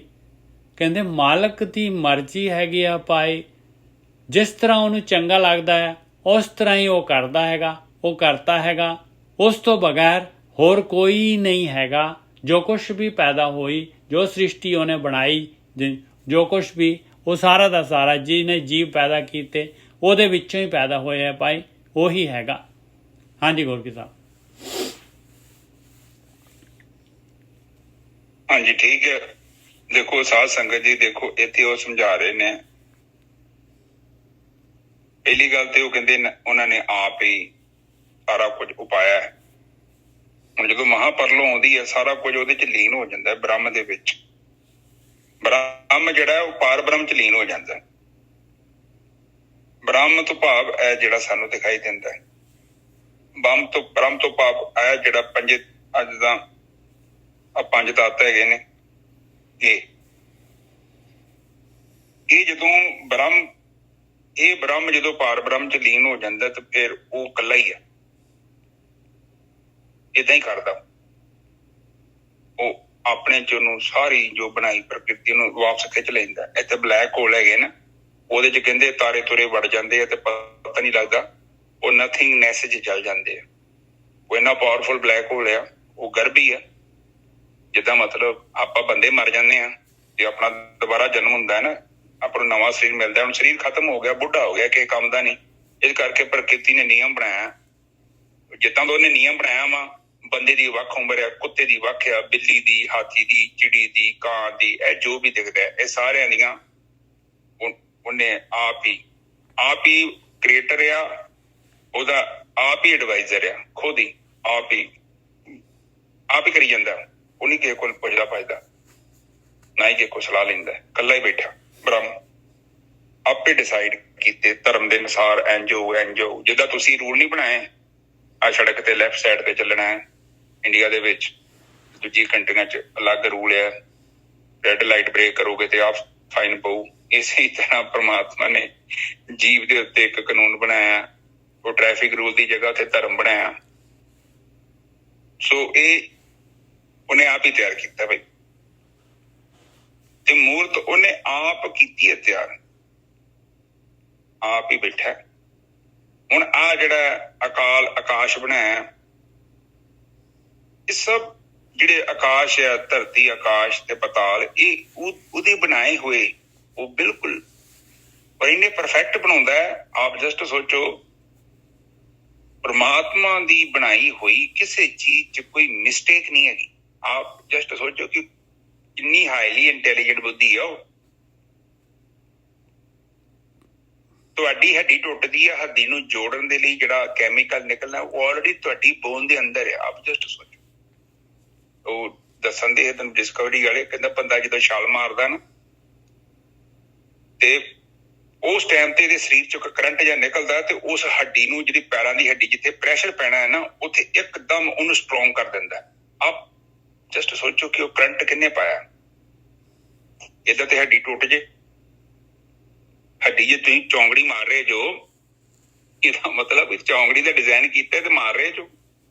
ਤੁਸੀਂ ਬਾਥਰੂਮ ਦੇ ਵਿੱਚ ਬੂਹਾ ਲਾਇਆ ਵਾ, ਕਿਹੜੀ ਸਾਈਡ ਨੂੰ ਖੁੱਲਣਾ ਹੈ ਜਾਂ ਬੰਦ ਹੋਣਾ ਹੈ, ਇਹ ਤੁਸੀਂ ਡਿਸਾਈਡ ਕੀਤਾ ਹੈ। ਹੈਂਡਲ ਕਿੱਥੇ ਲੱਗਣੇ ਨੇ, ਲਾਈਟਾਂ ਕਿੱਥੇ ਲੱਗਣੀਆਂ ਨੇ। ਇਸੇ ਤਰ੍ਹਾਂ ਪਰਮਾਤਮਾ ਕੀ ਕਰਦਾ ਹੈ, ਸਾਡੇ ਜੀਵ ਬਣਾਉਂਦਾ ਨਾ, ਇਹਨਾਂ ਦਾ ਡਿਜ਼ਾਈਨ ਪਹਿਲਾਂ ਬਣਾਉਂਦਾ ਹੈ ਨਜ਼ਰ ਸਾਹਿਬ। ਬਿਲਕੁਲ ਠੀਕ ਹੈ ਗੁਰਕੀ ਸਾਹਿਬ। ਉਂਗਲੀਆਂ ਜਿਹੜੀਆਂ ਹੈਗੀਆਂ ਅੱਗੇ ਨੂੰ ਮੁੜਦੀਆਂ, ਪਿੱਛੇ ਨੂੰ ਥੋੜੀ ਨਾ ਮੁੜਦੀਆਂ। ਉਂਗਲੀਆਂ ਪਿੱਛੇ ਨੂੰ ਮੁੜ ਹੀ ਨਹੀਂ ਸਕਦੀਆਂ। ਇੱਕ ਉਹਦਾ ਡਿਜ਼ਾਈਨ ਜਿਹੜਾ ਸਾਰਾ ਪ੍ਰੈਕਟੀਕਲ ਆ। ਹੁਣ ਮੈਂ ਕਈ ਵਾਰੀ ਵੇਖਦਾ ਵਾਂ ਕਿ ਕਈ ਜੀਵ ਏਦਾਂ ਦੇ ਨਾ, ਉਹਨਾਂ ਦੀ ਅਜੀਬੋ ਗਰੀਬ ਉਹਨਾਂ ਦੇ ਸਰੀਰ ਨੇ, ਪਰ ਉਹ ਖੁਸ਼ ਹੈਗੇ, ਪੂਰੇ ਨਜ਼ਾਰੇ ਲੈਣ ਦੇ। ਮਤਲਬ they are very happy with their life। ਇੱਥੋਂ ਤੱਕ ਉਹਦਾ ਸੂਰ ਹੈਗਾ, ਉਹ ਵੀ ਖੁਸ਼ ਹੈਗਾ। ਡਿਸ਼ਟਾ ਖਾਂਦੇ ਆ ਉਹ ਪੂਰਾ ਹੈਪੀ। ਉਹਨੂੰ ਕਹੋ ਕਿ ਆ ਜਾ ਬਰਫੀਆਂ ਲੈ ਲਾ, ਉਹ ਕਹਿੰਦਾ ਦਫਾ ਕਰੋ ਬਰਫੀਆਂ ਨੂੰ, ਇਹ ਮੈਨੂੰ ਜ਼ਿਆਦਾ ਵਧੀਆ ਲੱਗਦਾ। ਕਿੰਨਾ ਕਨਵਿੰਸ ਹੈ ਉਹਦਾ ਮਨ। ਠੀਕ ਹੈ, ਤੇ ਇਹ ਵੀ ਸੋ ਇਹ ਨਿਰੰਕਾਰ ਨੇ ਉਤਪਤੀ ਕੀਤੀ ਹੈ ਜੀ, ਬੜੀ ਬਰੀਕੀ ਨਾਲ ਕੀਤੀ ਹੈ। ਉਹ ਆਪ ਹੀ ਜਾਣਦਾ, ਬੜਾ ਬਹੁਤ ਇੰਟੈਲੀਜੈਂਟ ਹੈ। ਉਸ ਤੋਂ ਬਿਨਾਂ ਕੁਛ ਨਹੀਂ ਹੈਗਾ। ਦੇਖੋ ਆ ਸਭ ਕੁਝ ਕਿੱਥੋਂ ਆਇਆ ਹੈ? ਨਾ ਤੇ ਮੈਂ ਬਣਾਇਆ, ਨਾ ਤੁਸੀਂ ਬਣਾਇਆ। ਆਪਾਂ ਜਦੋਂ ਆਏ ਹਾਂ, ਸੰਸਾਰ ਤੇ ਪਹਿਲਾਂ ਹੀ ਬਣਿਆ ਪਿਆ ਸੀ। ਆਪਾਂ ਚਲੇ ਜਾਣਾ ਵਾ, ਸੰਸਾਰ ਇਸੇ ਤਰ੍ਹਾਂ ਚੱਲਣਾ ਹੈ। ਆਪ ਜਸਟ ਸੋਚੋ, ਇੱਥੇ 2-4 ਲੱਖ ਮਰ ਵੀ ਜਾਣਗੇ, ਕੋਈ ਫਰਕ ਨਹੀਂ ਪੈਂਦਾ। ਇਹ ਸੰਸਾਰ ਏਦਾਂ ਹੀ ਚੱਲੂਗਾ, ਬਿਲਕੁਲ ਉਸੇ ਤਰ੍ਹਾਂ। ਜਿਸ ਗਤੀ ਨਾਲ ਸੂਰਜ ਦੀ ਸਪੀਡ ਬਣਾਈ ਆ, ਉਹਦੀ ਕਿਰਨ ਦੀ ਸਪੀਡ ਬਣਾਈ ਆ, ਧਰਤੀ ਘੁੰਮਣੀ ਆ, ਸਭ ਉਹਦੇ ਹੁਕਮ 'ਚ ਆ। ਉਹਦੇ ਹੁਕਮ ਬੜੇ ਪਾਵਰਫੁਲ ਆ, ਔਰ ਪਤਾ ਹੀ ਨਹੀਂ ਕਿੰਨੇ ਯੁਗਾਂ ਤੋਂ ਇਹ ਸਭ ਉਹਦੇ ਹੁਕਮ 'ਚ ਚੱਲ ਰਹੇ। ਵੱਡੇ ਆਪਾਂ ਨਹੀਂ ਉਹਦੇ ਹੁਕਮ 'ਚ ਹੈਗੇ, ਨਾ ਤੁਸੀਂ ਹੈਗੇ ਜਦੋਂ, ਨਾ ਮੈਂ ਹੈਗਾ ਵਾਂ। ਆਪਾਂ ਆਪਣੀ ਮਰਜ਼ੀ ਨਾਲ ਜੀਵਨ ਬਤੀਤ ਕਰਦੇ ਹਾਂ, ਇਸੇ ਕਰਕੇ ਆਪਾਂ ਆਪਣੇ ਕਰਮਾਂ ਦੇ ਖੁਦ ਜ਼ਿੰਮੇਵਾਰ ਹਾਂ। ਪਰ ਆੜਾ ਸੂਰਜ, ਆ ਤਾਰੇ ਤੁਰੇ, ਆੜੇ ਗ੍ਰਹਿ ਨੇ, ਇਹ ਸਭ ਉਹਦੇ ਹੁਕਮ 'ਚ ਨੇ। ਇਸੇ ਤਰ੍ਹਾਂ ਚੱਲਦੇ ਨੇ, ਜਿੱਦਾਂ ਉਹਨੇ ਹੁਕਮ ਡਿਸਾਈਡ ਕੀਤਾ, ਜਿੱਦਾਂ ਉਹਨੇ ਪ੍ਰੋਗਰਾਮਿੰਗ ਕੀਤੀ ਹੈ। ਇੱਕ ਵਾਰੀ ਕਰਕੇ ਉਹ ਛੱਡ ਦਿੰਦਾ ਹੈ, ਫਿਰ ਨਹੀਂ ਆਪਰੇਟ ਕਰਦਾ, ਫਿਰ ਤੇ ਵਹਿੰਦਾ ਹੀ। ਉਹ ਸਾਪ ਤੇ ਸਮਾਧੀ ਲੀਨ ਆ, ਆਪਣੇ ਅੰਦਰ ਹੀ ਤਿਆਰ ਕਰ ਲੈਂਦਾ। ਇਹ ਸੰਸਾਰ ਨੂੰ ਦੇਖੋਗੇ ਨਾ ਤੇ ਤੁਹਾਨੂੰ ਤਾਂ ਹੀ ਪਤਾ ਲੱਗਣਾ। ਜੇ ਕੋਈ ਸੋਚੋ ਨਾ ਕਿ ਆਪਣੇ ਆਪ ਹੀ ਸੁੱਤਿਆਂ ਹੀ ਉੱਗ ਗਿਆ, ਸਭ ਕੁਝ ਘਾਹ ਘੂ ਪੈਦਾ ਹੋ ਰਿਹਾ ਵਾ, ਆ ਫਰੂਟ ਫਰਾਟ, ਅੰਬ ਉਂਬ ਆਪੇ ਲੱਗੀ ਜਾਂਦੇ ਨੇ, ਇਹ ਸਭ ਜਾਦੂ ਦਾ ਤਮਾਸ਼ਾ ਹੈ। ਅੰਬ ਕਿੱਥੋਂ ਆਉਣਾ? ਤੁਸੀਂ ਲਾਇਆ। ਅੰਬ ਲੱਭੋ ਰੁੱਖ ਦੇ ਵਿੱਚ ਹੈਗਾ, ਕਿੱਥੋਂ ਆਉਂਦਾ ਹੈ? ਤੁਹਾਡੀਆਂ ਅੱਖਾਂ, ਆ ਤੁਹਾਡੇ ਦੰਦ, ਦੰਦ ਲੋਹੇ ਵਰਗੇ ਦੰਦ ਆ। ਉਹ ਜਦੋਂ ਬੱਚਾ ਮਾਂ ਦੇ ਪੇਟ ਦੇ ਵਿੱਚ ਪ੍ਰਵੇਸ਼ ਕਰਦਾ, ਨਿੱਜਰ ਸਾਹਿਬ, ਉਹ ਤੇ ਨੀਟ ਹੈ, ਛੋਟਾ ਜਿਹਾ ਮਾਸਾ, ਬਿਲਕੁਲ ਮਾਮੂਲੀ। ਹਾਂ, ਬਿਲਕੁਲ ਉਹ 'ਚ ਤੁਹਾਡੇ ਵਾਲ ਕਿੱਥੇ ਹੈਗੇ ਦੱਸੋ ਮੈਨੂੰ। ਹੱਡੀਆਂ ਐਡੀਆਂ ਮੋਟੀਆਂ ਹੱਡੀਆਂ ਮੇਰੇ ਹੱਡੇ ਆ ਉਹਦੇ ਅੰਦਰ ਆ। ਕਿੰਨੇ ਪਾਏ ਆ? ਸਾਇੰਸਦਾਨ ਕਹਿੰਦੇ ਆ ਕੋਈ ਰੱਬ ਰੂਪ ਨਹੀਂ ਹੈਗਾ, ਆਪਣੇ ਆਪ ਹੀ ਆ ਰਿਹਾ ਸਭ ਕੁਝ। ਪਰ ਉਹਨੂੰ ਪੁੱਛੋ ਕਿ ਭੁਲਿਆ ਆ ਨੱਕ ਨੁੱਕ ਦਾ ਡਿਜ਼ਾਈਨ, ਨੱਕ ਦੇ ਵਿੱਚ ਜਿਹੜੀ ਸੌਫਟ ਹੱਡੀ ਲਾਈ ਆ, ਅੱਖਾਂ ਤੇ ਪਲਕਾਂ ਲੱਗੀਆਂ, ਮੇਰੀ ਉਂਗਲ ਵੀ ਜਾਂਦੀ, ਅੱਖ ਬੰਦ ਹੋ ਜਾਂਦੀ ਹੈ, ਕੰਨਾਂ ਦੇ ਵਿੱਚ ਜਿਹੜੇ ਜ਼ਬਰਦਸਤ ਪਰਦੇ ਲਾਏ ਨੇ, ਆ ਦਾੜੀ ਦੁੜੀ, ਇਹ ਡਿਜ਼ਾਈਨ ਹੋਣ, ਆ ਰੀਪਰੋਡਕਸ਼ਨ ਸਿਸਟਮ, ਇਹ ਸਭ ਕੁਝ ਆਪਣੇ ਆਪ ਹੀ ਹੋ ਗਿਆ। ਉਹ ਤੁਹਾਡੀ ਬੁੱਧੀ ਕੰਮ ਨਹੀਂ ਕਰਨ ਦੀ। ਪਰ ਉਹ ਕਿਉਂ ਨਹੀਂ ਕਹਿ ਰਹੇ? ਮਾਇਆ ਇੰਨੀ ਪਾਵਰਫੁਲ ਹੈ, ਇੰਨੀ ਪਾਵਰਫੁਲ। ਸੋ ਪਲੀਜ਼ ਅੰਡਰਸਟੈਂਡ ਕਰੋ, ਕੋਸ਼ਿਸ਼ ਕਰੋ ਜੀਵਨ ਨੂੰ ਸਹੀ ਤਰੀਕੇ ਨਾਲ ਬਤੀਤ ਕਰੋ, ਬਸ ਇੰਨਾ ਹੀ ਆ, ਹੋਰ ਤੇ ਕੁਛ ਵੀ ਨਹੀਂ। ਹੋਰ ਆਪਾਂ ਕੁਝ ਕਰ ਵੀ ਨਹੀਂ ਸਕਦੇ। ਕਿਧਰੇ ਜਾਣ ਦੀ ਲੋੜ ਨਹੀਂ, ਕਿਧਰੇ ਭੱਜਣ ਦੀ ਲੋੜ ਨਹੀਂ। ਆਪਣਾ ਜਿਹੜਾ ਜੀਵਨ ਆ ਉਸ ਨੂੰ ਬਿਲਕੁਲ ਸਹੀ ਤਰੀਕੇ ਨਾਲ, ਜੋ ਤੁਹਾਡੀਆਂ ਡਿਊਟੀਜ਼ ਨੇ, ਤੁਸੀਂ ਕਲਰਕ ਜੋ, ਤੁਸੀਂ DC ਜੋ, ਤੁਸੀਂ SP ਜੋ, ਆਪਣੀ ਡਿਊਟੀ ਨੂੰ ਪੂਰਾ ਕਰੋ ਤਨੋ ਮਨੋ ਤੇ ਤਨੋ। ਉਹੀ ਭਗਤੀ ਆ। ਇਹੋ ਬਾਣੀ ਚ ਕਿਹਾ ਗਿਆ ਕਿ ਆਪਣੇ ਕਿਰਦਾਰ ਨੂੰ ਉਸੇ ਤਰ੍ਹਾਂ ਪਲੇ ਕਰੋ ਜਿਸ ਤਰ੍ਹਾਂ ਤੁਹਾਨੂੰ ਰੱਬ ਨੇ ਡਿਊਟੀ ਦਿੱਤੀ ਹੈ, ਤੇ ਬਸ ਤੁਸੀਂ ਭਵ ਸਾਗਰ ਤੋਂ ਬਾਹਰ ਆ ਜਾਓ। ਹੋਰ ਤੇ ਕੁਛ ਵੀ ਨਹੀਂ ਹੈ। ਇਹ ਨਾ ਹੋਵੇ ਕਿ ਤੁਸੀਂ ਡਿਊਟੀ ਦੇ ਵਿੱਚ ਮੋਹ ਨੂੰ ਵਾੜ ਦਿਓ ਤੇ ਫਿਰ ਤੇ ਡਿਊਟੀ ਨਾ ਰਹੀ, ਫਿਰ ਤਾਂ ਕੁਛ ਹੋਰ ਬਣਾ ਲੈਣਾ ਹੈ। ਉੱਥੇ ਸੰਸਕਾਰ ਬਣਨੇ ਆ, ਪੱਕੇ ਬਣ। ਅੱਜ ਦੀ ਵਿਚਾਰ ਨਿਜਰ ਸਾਹਿਬ। ਹਾਂਜੀ ਗੋਰਖ ਸਾਹਿਬ, ਬਹੁਤ ਵਧੀਆ ਜੀ। ਕਈ ਵਾਰੀ ਨਾ ਹਾਂ ਤਾਂ ਟਰੈਕਟਰ ਹੀ ਚਲਾਤਾ ਕਿਸੇ ਨੇ, ਕੁਲਵੰਤ। ਚਲੋ ਕੋਈ ਗੱਲ ਨਹੀਂ। ਇੱਕ ਤੇ ਅਰਦਾਸ ਕਰਨੀ ਉਹਨਾਂ ਦੀ, ਠੀਕ ਹੈ ਰੇਸ਼ਮ ਲਾਲ ਜੀ। ਸਾਧ ਸੰਗਤ ਜੀ, ਅੱਜ ਦੀ ਵਿਚਾਰ ਆਪਾਂ ਇੱਥੇ ਸਮਾਪਤ ਕਰਦੇ ਹਾਂ। ਜੀਵਨ ਨੂੰ ਦੇਖੋ, ਪਤਾ ਕੀ ਹੁੰਦਾ, ਜਿਹੜਾ ਬੀਤ ਗਿਆ ਉਹਨੂੰ ਛੱਡ ਦੋ। ਮੈਂ ਨਾ ਕੁਝ ਸਾਲ ਪਹਿਲਾਂ ਨਾ ਆਬੂ ਧਾਬੀ ਗਿਆ, ਬੜੀ ਪੁਰਾਣੀ ਗੱਲ ਹੈ, 18-19 ਸਾਲ ਪੁਰਾਣੀ ਗੱਲ। ਉੱਥੇ ਨਾ ਬੜਾ ਵਧੀਆ ਇੱਕ ਨਾ ਇਹਨਾਂ ਨੇ ਇੱਕ ਹਾਲ ਜਿਹਾ ਬਣਾਇਆ ਸੀ, ਉਹਦੇ ਅੰਦਰ ਹੀ ਪੇਂਟਿੰਗ ਕਰਨੀ ਜਾਂ ਕੋਈ ਸੰਗੀਤ, ਉਹ ਸਾਰੇ ਇੰਸਟਰੂਮੈਂਟ, ਜਿਮ ਦਾ ਸਮਾਨ, ਬਹੁਤ ਕੁਝ ਰੱਖਿਆ ਅਰਬੀਆਂ ਨੇ। ਤੇ ਉੱਥੇ ਇੱਕ ਪੇਂਟਿੰਗ ਮੇਰਾ ਹੌਬੀ ਸੀ, ਮੈਂ ਉੱਥੇ ਗਿਆ ਤੇ ਉੱਥੇ ਮੈਨੂੰ ਇੱਕ ਗੋਰਾ ਮਿਲਿਆ। ਉਹ ਬੜਾ, ਮੈਨੂੰ ਅੱਜ ਉਹਦੀ ਬੜੇ ਸਾਲਾਂ ਬਾਅਦ ਉਹਦੀ ਗੱਲ ਚੇਤੇ ਆ। ਉਹ ਮੇਰੇ ਕੋਲ ਨਾ ਪੇਂਟਿੰਗ ਗਲਤ ਬਣ ਗਈ। ਉਹ ਕਹਿੰਦਾ ਕੋਈ ਗੱਲ ਨਹੀਂ Mister Singh, you can come tomorrow and you can retry. ਉਹ ਕਹਿੰਦੇ ਇੱਕ ਫਿਕਸ ਨਹੀਂ ਹੈਗਾ, ਇਹ ਜਿਹੜਾ ਪੇਂਟ ਹੈ ਡਰਾਈ ਹੋ ਜਾਏਗਾ, ਕੱਲ ਤੂੰ ਨਵਾਂ ਪੇਂਟ ਅਪਲਾਈ ਕਰਕੇ ਇਸ ਨੂੰ ਮੋਡੀਫਾਈ ਕਰ ਸਕਦਾ। ਇਸ ਪੇਂਟਿੰਗ ਤੇ ਭਾਵੇਂ ਤੂੰ ਕਈ ਸਾਲ ਕੰਮ ਕਰੀ ਜਾ, ਕੋਈ ਫਰਕ ਨਹੀਂ ਪਏ, ਅੰਟਿਲ ਇਹ ਮਾਸਟਰਪੀਸ ਨਹੀਂ ਬਣ ਜਾਂਦਾ। ਫਿਰ ਮੈਂ ਸੋਚਣ ਡਿਆ ਕਿ ਸਾਡਾ ਜੀਵਨ ਵੀ ਆ, ਆਪਾਂ ਨੂੰ ਇੱਥੇ ਕੰਮ ਕਰਨ ਦੀ ਲੋੜ ਆ। ਔਰ ਆਖਰੀ, ਜਦ ਤੱਕ ਤੁਸੀਂ ਸੰਸਾਰ ਤੋਂ ਚਲੇ ਨਾ ਜਾਂਦੇ, ਜਿੰਨਾ ਚਿਰ ਤੱਕ, ਉਹਨਾਂ ਚਿਰ ਤੱਕ ਤੁਸੀਂ ਇਸ ਪੇਂਟਿੰਗ ਤੇ ਕੰਮ ਕਰ ਸਕਦੇ। ਇਹ ਪੇਂਟਿੰਗ ਜਿਹੜੀ ਹੈ ਨਾ, ਦੇਖੋ ਬਾਣੀ ਕਿਹਾ ਨਾ, ਪਲੀਜ਼ ਆਪ ਅੰਡਰਸਟੈਂਡ ਕਰੋ। ਜਿੰਨਾ ਨਾਮ ਤੇ ਆਇਆ ਗਏ ਮਸਕਤ ਕਾਲ, ਨਾਨਕ ਦੇ ਮੁਖ ਉਜਲੇ ਕੀਤੀ ਛੁੱਟੀ ਨਾਲ। ਇਹ ਮੁਖ ਨੂੰ ਉਜਲਾ ਕਰਕੇ ਜਾਣਾ ਹੈ। ਕਹਿਣ ਤੋਂ ਭਾਵ ਕਿ ਏਡੀ ਖੂਬਸੂਰਤ ਪੇਂਟਿੰਗ ਆਪਾਂ ਬਣਾ ਲੈਣੀ ਆ, ਤੇ ਉਹ ਪ੍ਰਮਾਤਮਾ ਦੇ ਚਰਨਾਂ 'ਚ ਜਦੋਂ ਆਪਾਂ ਨੂੰ ਪ੍ਰੈਜ਼ੈਂਟ ਕਰਾਂਗੇ ਤੇ ਉਹ ਪੇਂਟਿੰਗ ਨੂੰ ਸਵੀਕਾਰ ਕਰ। ਅੱਜ ਦੀ ਵਿਚਾਰ ਇੱਥੇ ਸਮਾਪਤ। ਏਕ ਓਂਕਾਰ ਸਤਨਾਮ ਕਰਤਾ ਪੁਰਖ ਨਿਰਭਉ ਨਿਰਵੈਰ ਅਕਾਲ ਮੂਰਤ ਅਜੂਨੀ ਸੈਭੰ ਗੁਰ ਪ੍ਰਸਾਦ। ਮੇਰੇ ਪਿਤਾ ਗਰੀਬ ਨਵਾਜ ਬਾਣੀ ਪੜ੍ਹਦੇ ਆ, ਵਿਚਾਰ ਕਰਦੇ ਆ, ਬਾਣੀ ਸਰਵਣ ਕਰਦੇ ਆ। ਅਨੇਕਾਂ ਪ੍ਰਕਾਰ ਦੀਆਂ ਭੁੱਲਾਂ ਤੇ ਗਲਤੀਆਂ ਹੋ ਗਈਆਂ, ਨਿਦਾਨ ਬੱਚੇ ਸਮਝ ਕੇ ਮਾਫ ਕਰੋ। ਅੱਗੇ ਤੋਂ ਸ਼ੁੱਧ ਤੇ ਸਪਸ਼ਟ ਬਾਣੀ ਪੜ੍ਹਨ ਦੀ ਆਗਿਆ ਬਖਸ਼ਣੀ। ਆਈਆਂ ਸੰਗਤਾਂ ਦੀ ਹਾਜ਼ਰੀ ਆਪਣੇ ਦਰ ਤੇ ਪ੍ਰਵਾਨ ਕਰਨੀ, ਦੇਹ ਨਿਰੋਗਤਾ ਤੰਦਰੁਸਤੀ ਬਖਸ਼ਣੀ। ਮੇਰੇ ਪਿਤਾ ਜੀ ਇੱਕ ਅਰਦਾਸ ਆਈ ਹੈ, ਉਹ ਕਹਿੰਦੇ ਨੇ ਇੱਕ ਤੇ ਸਰੀਰਕ ਤੰਦਰੁਸਤੀ ਦੇ ਲਈ, ਔਰ ਇੱਕ ਉਹ ਕਹਿੰਦੇ ਨੇ ਭਗਤੀ ਦੇ ਵਿੱਚ ਉਹਨਾਂ ਦਾ ਹੋਰ ਜ਼ਿਆਦਾ ਗਿਆਨ ਵਧੇ, ਹੋਰ ਜ਼ਿਆਦਾ ਭਗਤੀ ਪ੍ਰਾਪਤ ਹੋਏ। ਆਪ ਜਾਨੀ ਜਾਣ ਜੋ। ਵਾਹਿਗੁਰੂ ਜੀ ਕਾ ਖਾਲਸਾ, ਵਾਹਿਗੁਰੂ ਜੀ ਕੀ ਫਤਿਹ। ਵਾਹਿਗੁਰੂ।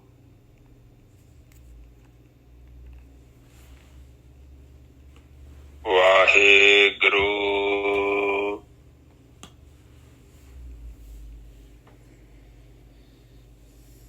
ਵਾਹਿਗੁਰੂ।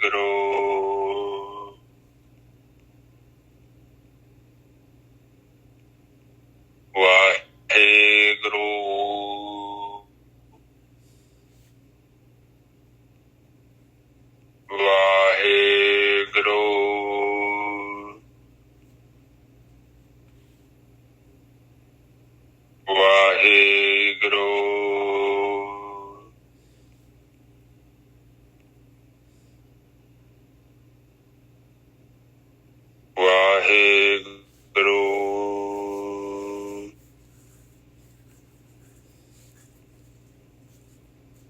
ਵਾਹਿਗੁਰੂ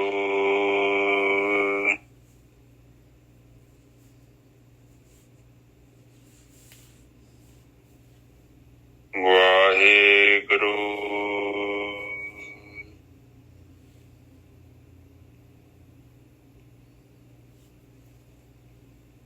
ਵਾਹਿਗੁਰੂ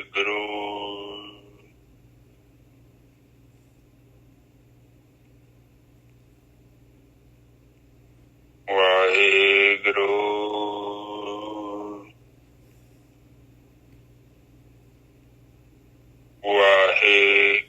ਵਾਹਿਗੁਰੂ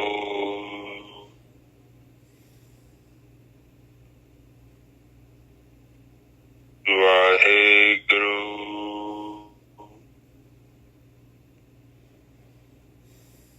ਵਾਹਿਗੁਰੂ ਸਾਧ ਸੰਗਤ ਤੁਸੀਂ ਚੁੱਪ ਹੋ ਜਾਓ। ਵਾਹਿਗੁਰੂ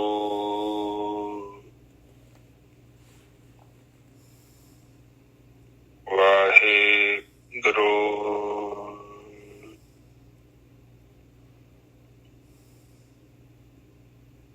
ਵਾਹਿਗੁਰੂ ਵਾਹਿਗੁਰੂ ਵਾਹਿਗੁਰੂ ਵਾਹਿਗੁਰੂ ਵਾਹਿਗੁਰੂ ਜੀ ਕਾ ਖਾਲਸਾ ਵਾਹਿਗੁਰੂ ਜੀ ਕੀ ਫਤਿਹ।